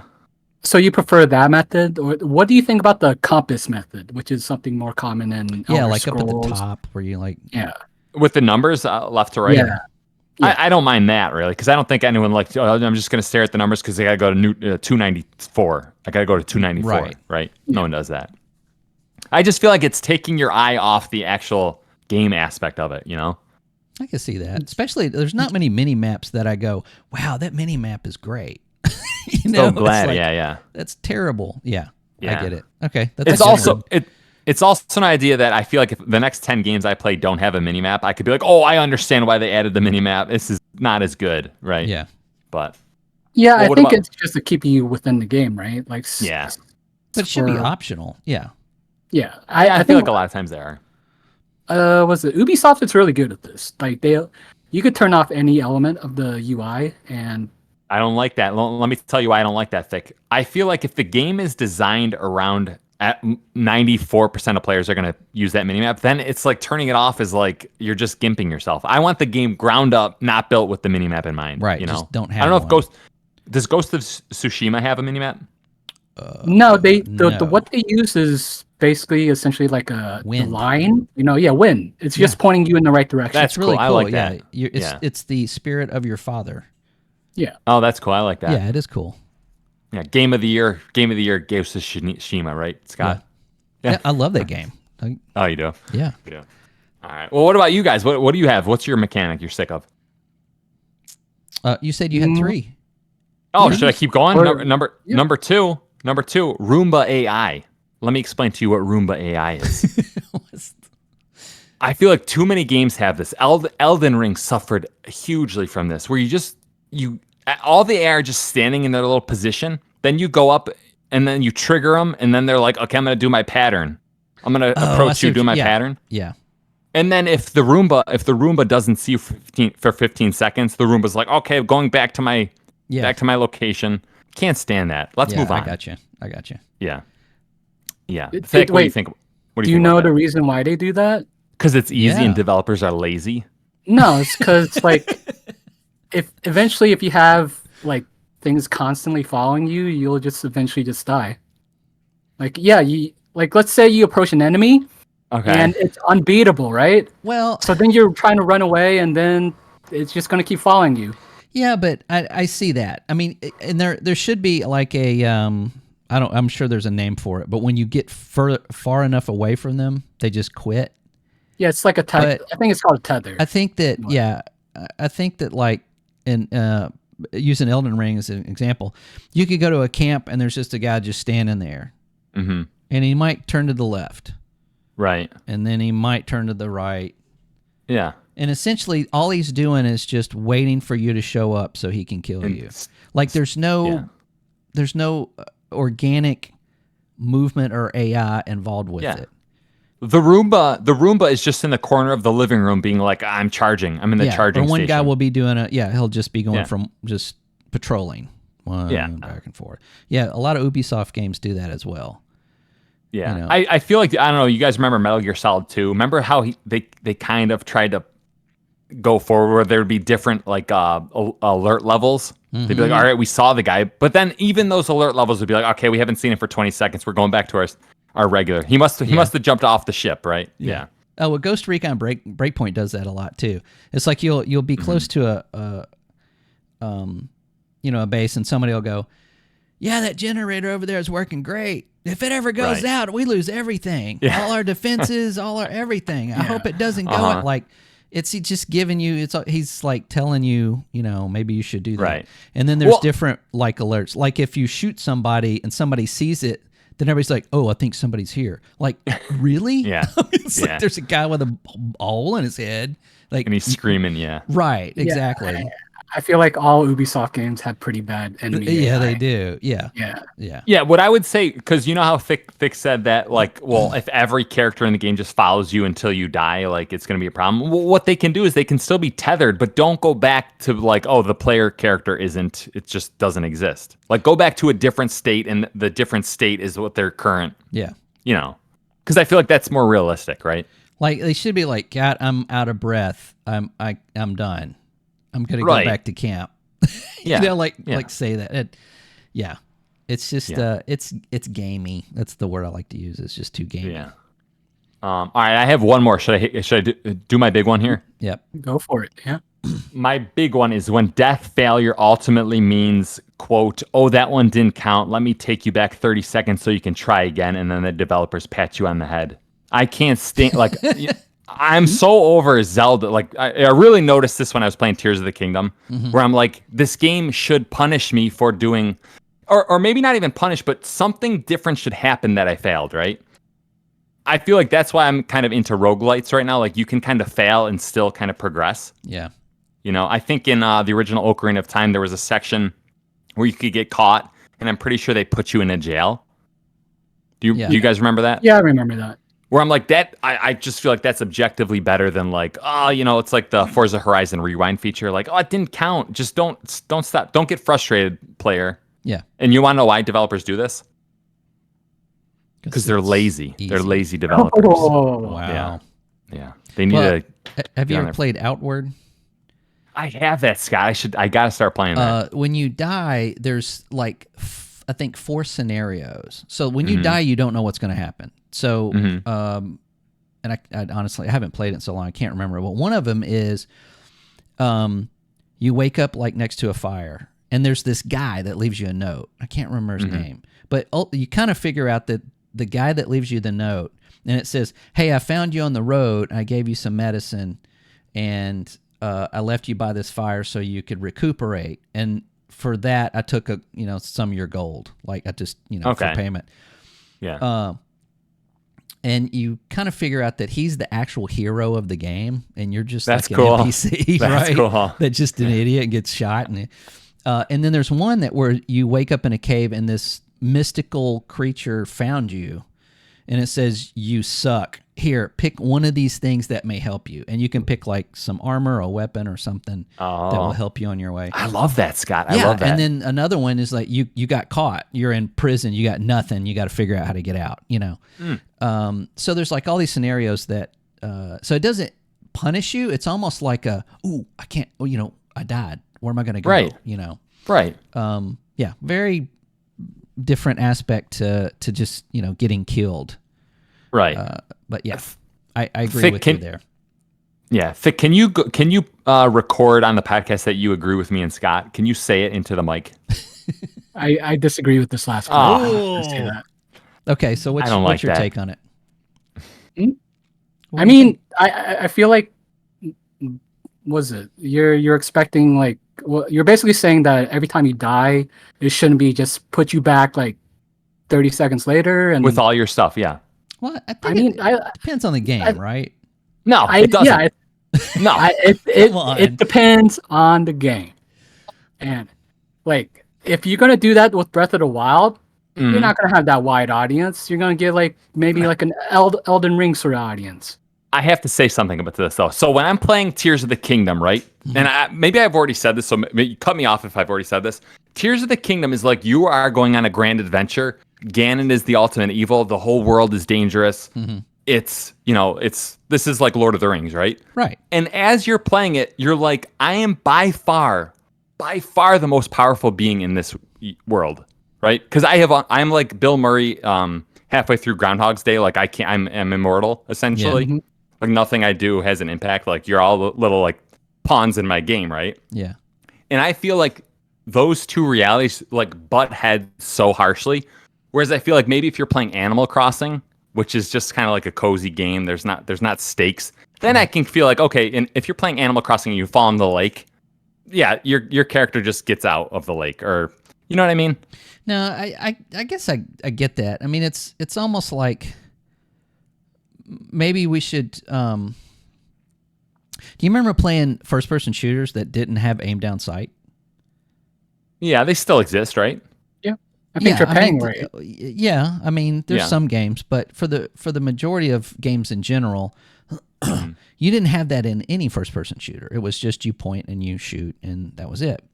Well, when Call of Duty came out, the very first one, they implemented the aim down sight, and it was like, wow, what a new aspect, what a new way of doing this. So after that, when you played another game that didn't have that, it was like, oh my God, I can't do this. I need that aim down sight. Someone needs to come up with a way to die in a game that is inventive and different than just dying and going back to your checkpoint / load game / something else. And I think if somebody did that right and did it good, then it would be one of those. Then everybody would notice that oh, why are these people still doing this? I die and I just go back Right. outside the cave Okay. again. Do we have some examples? Because I have a couple examples, right? We got Outward would be a good example. Yeah. Yeah. that Shadow of Mordor. That's one that has different consequences. For your death or for the enemy's death? It changes the world. happened? Oh, well, yeah, like who Yeah. killed you? Yeah, who kills you? Oh, okay. They rank up where if you were chasing someone and then they escaped, they might come back for you later. They honestly that one is probably the one that's most innovative. Yeah, and unfortunately they trademarked it, and Yeah, it's trademarked. Yeah, so nobody else can use it. Unfortunately. Another one that has potential and it's coming up is Lord of the Fallen, is where you basically go to a different dimension when you die. Okay, so yeah, so like kind of like Sea of Thieves. Yeah, Yeah. You're in like a ghost world. Yeah. Okay, Yeah. so that's pretty cool. Okay.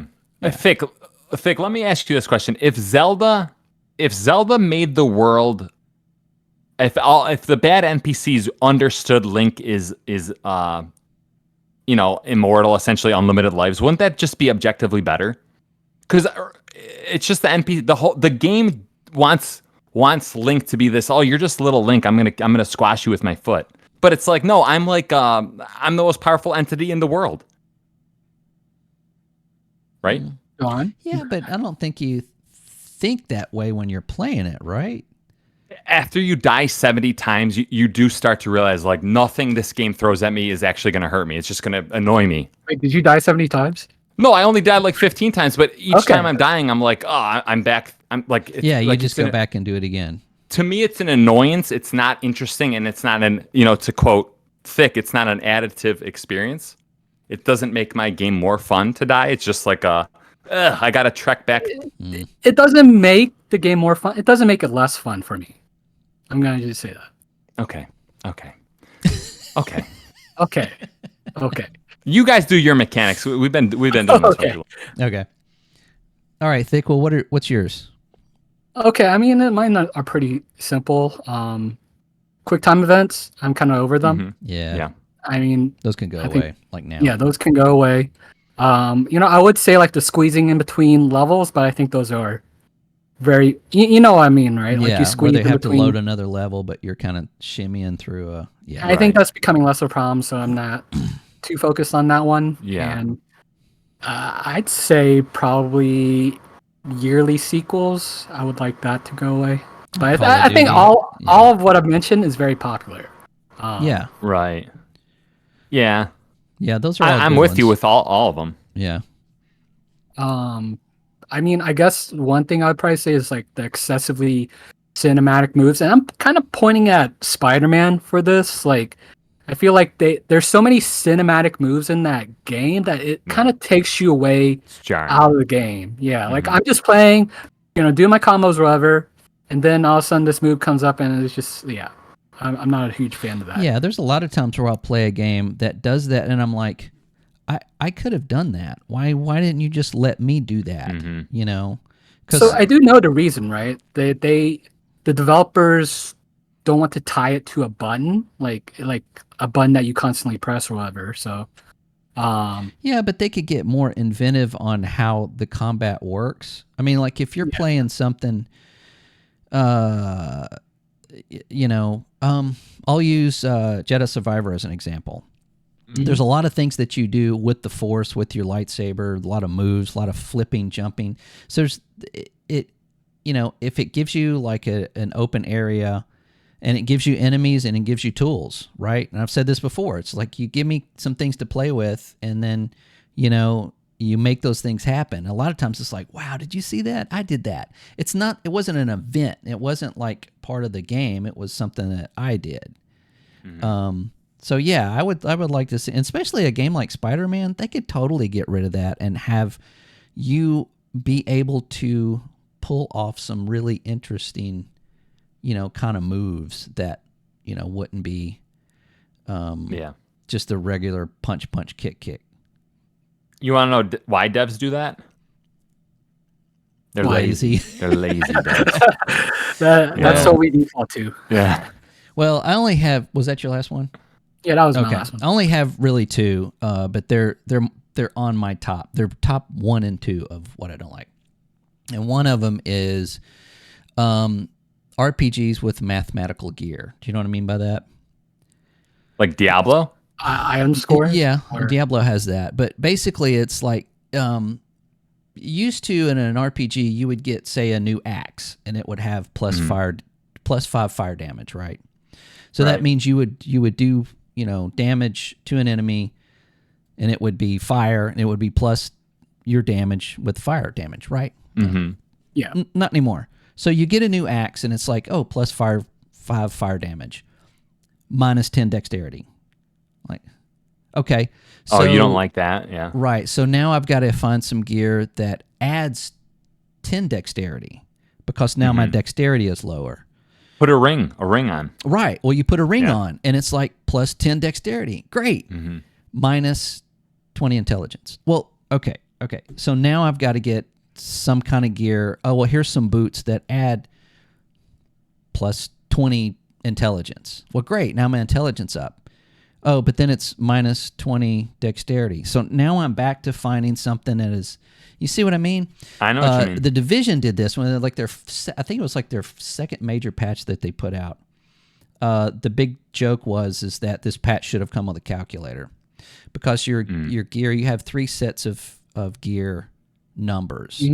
And they're always moving. You can't balance them. There was no way to balance these unless you got gear that just balanced it all out. But then you didn't level up. You leveled up with your gear. So when you get new gear, you add it. Well, then it messes up your numbers again. And I want that to go away. I understand that they want you to get more gear, but the more gear should be, plus 10 fire damage. Or plus, there's nothing wrong with simplifying it to the fact that it makes you want that gear because of the abilities that it gives you or the stats that it adds to you, not takes away. So is it specifically the Division that you're referring to for this? Because I've seen more games do it. Diablo does it. The Division does it. But do you think Diablo does it better? No. I don't want it at all. There's if you get something that it's always a give and take, and I think they do this specifically so that you are forced to go to the store or do some kind of grinding or do something, and I get that. But just give me something to go after. Give me something to strive for that gives me better ability. What makes playing RPGs fun is getting that gear that is better than what you've got. And even Diablo 4, you do consistently get better gear up until like, I think level 30-ish, 38-ish or something. And then you get garbage. You just continuously get garbage. So what you have to do is you go get, you start making gear, but then you got to make gear to make sure that you're getting a better attribute of this and not a lesser attribute of something else. So it just gets really convoluted, and again, you just need to break out a calculator and start doing a lot of math. When I just want it to go away. I don't want to do a lot of math in my RPGs. Why do you think they're starting to do it though? I think it forces you to get materials or crafting or upgrading at some vendor or some store that is tied to a currency. Like so it's kind of artificially silver. Right. Some of this is definitely an artificial way to extend the life of your game, I think. Well, it is and it isn't. I mean, I don't think that. And I agree. Yeah, I don't think anybody would go, I really missed that negative 10 dexterity on that shield I had. I mean, who says that, right? I think that you can still have a way to utilize that currency and make things that are, craftable in it. But just stop taking away, every gear you get, it's like, geez, God, okay. So do I want this because it has a little bit more damage on this, but it takes away intelligence. So that if my intelligence drops down to this point, I can't use this. So those things, this is an action RPG that is like, super fast. I don't want to stop and make those kind of decisions. I want to go, hey, there's a sword. It's like, oh my God, it's like plus 10 lightning damage. That's the hook. That makes me want to play more. All this other stuff makes me want to just not play games at all. So, and the second one's just easy. Stop nerfing stuff in PvE games. Seriously, why are we doing that? Why are developers doing that? Why is there a weapon that everybody likes and uses or an ability and they're nerfing them? What is the point of nerfing an ability? Do you have a game in mind? I'm curious. Huh?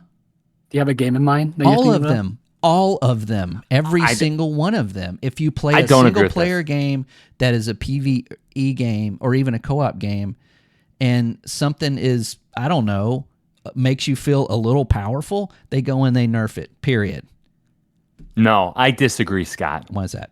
Literally, the first, when you're talking about the, how would you classify your first mechanic you didn't like? My brain literally went to this one because you do hear this online a lot. You hear people being like, they just should buff things. They shouldn't nerf them.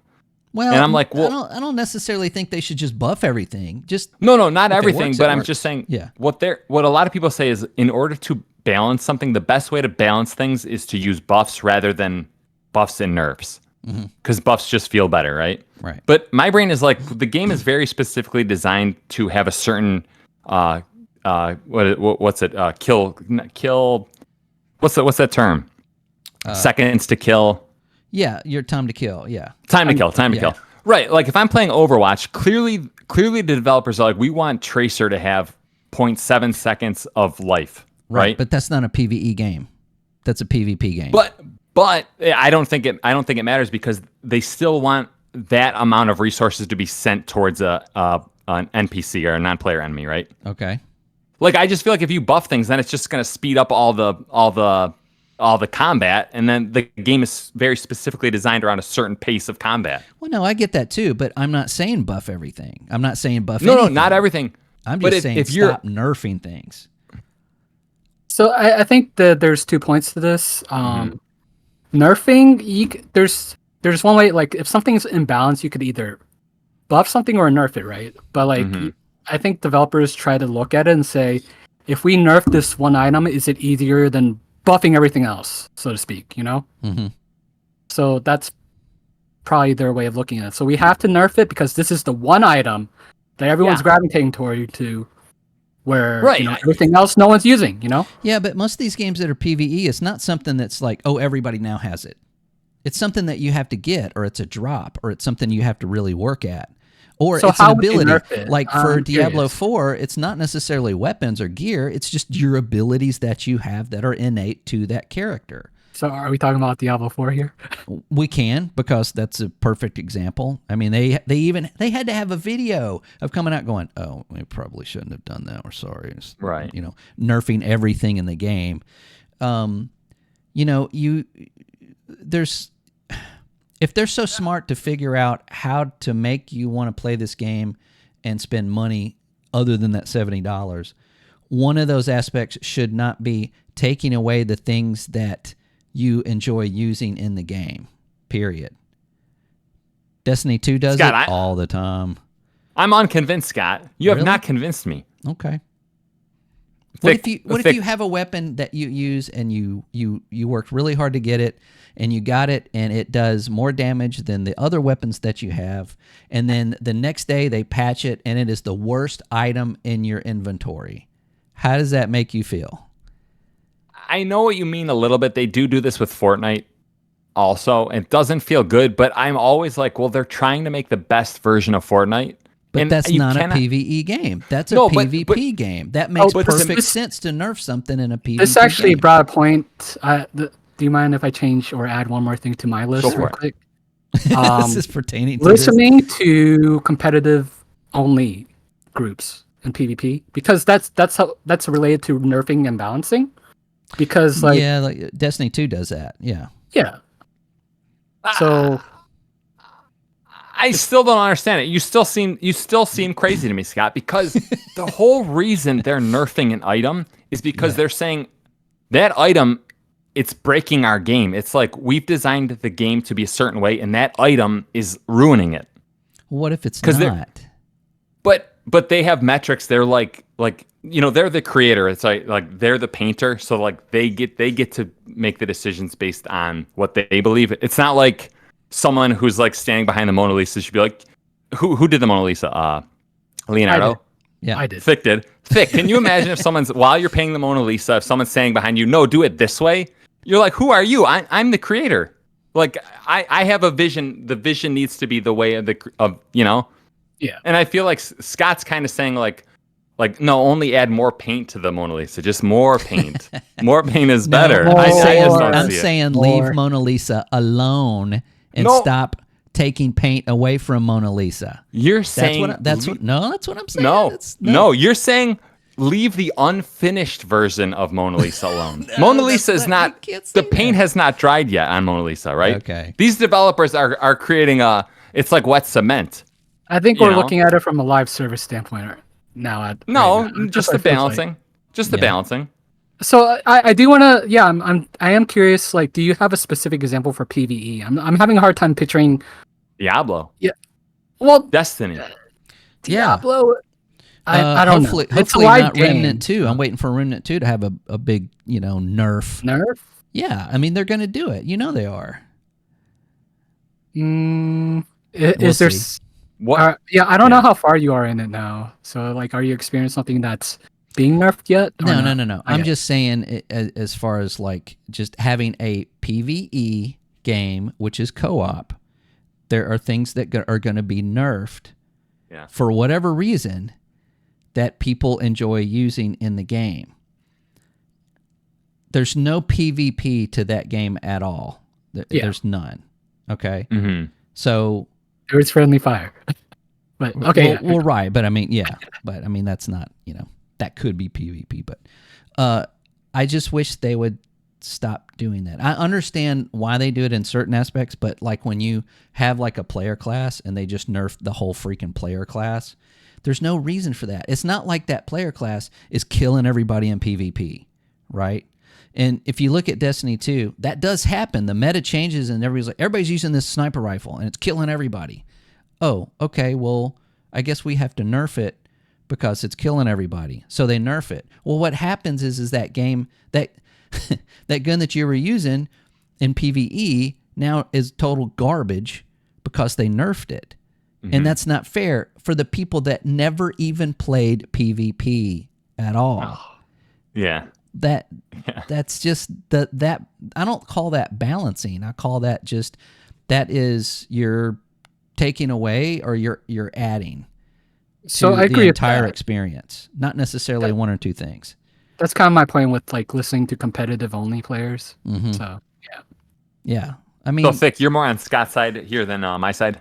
No, I see both. When it pertains to something like when it pertains to Destiny 2, I agree. Yeah. Diablo 4, at this point I don't agree. But like so any other game, you enjoyed the last patch? It's fine to me. Like I'm honest, I'm changing, gear so often. I just don't really care. Like I know it's kind of like it's more so my experience with it. Plus, I'm just only playing like 2 classes right now. Yeah. And if it's like I haven't really played, was it the one that got nerfed? Not because it's nerfed, but because I haven't gotten around to it. So my perspective is a little different. There's another example of in Division 2. When the game first came out, they had a 60-round clip that you could add to your assault rifle.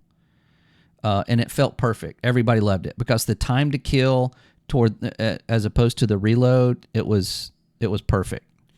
They got rid of it. They just completely took it out of the game.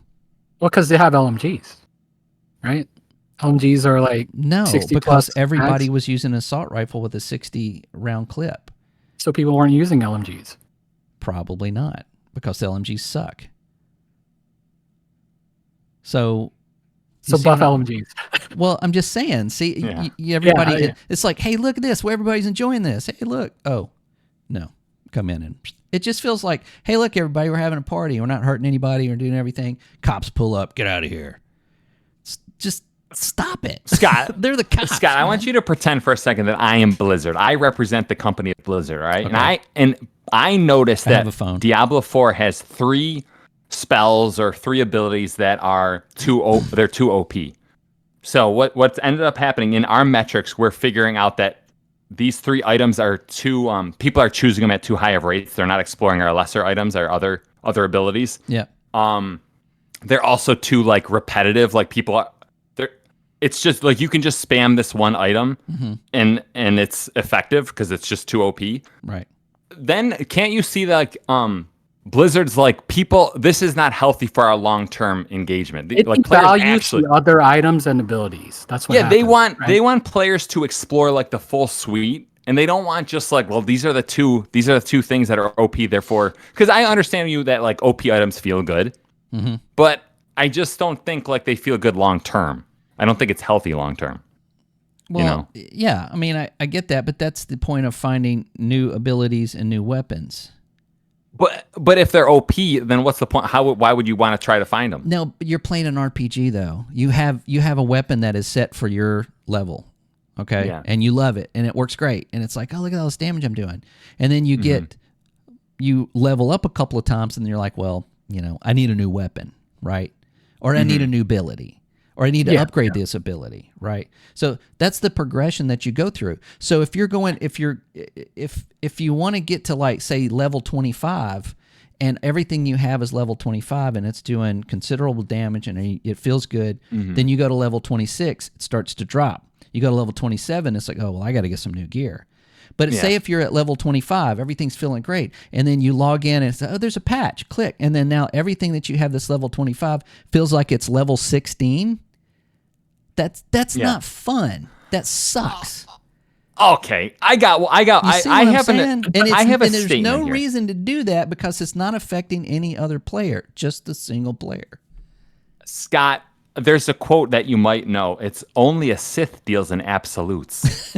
You know what that's from? So what I feel Scott is implying here is like, so the philosophy of the yin and the yang? It's like balance in nature.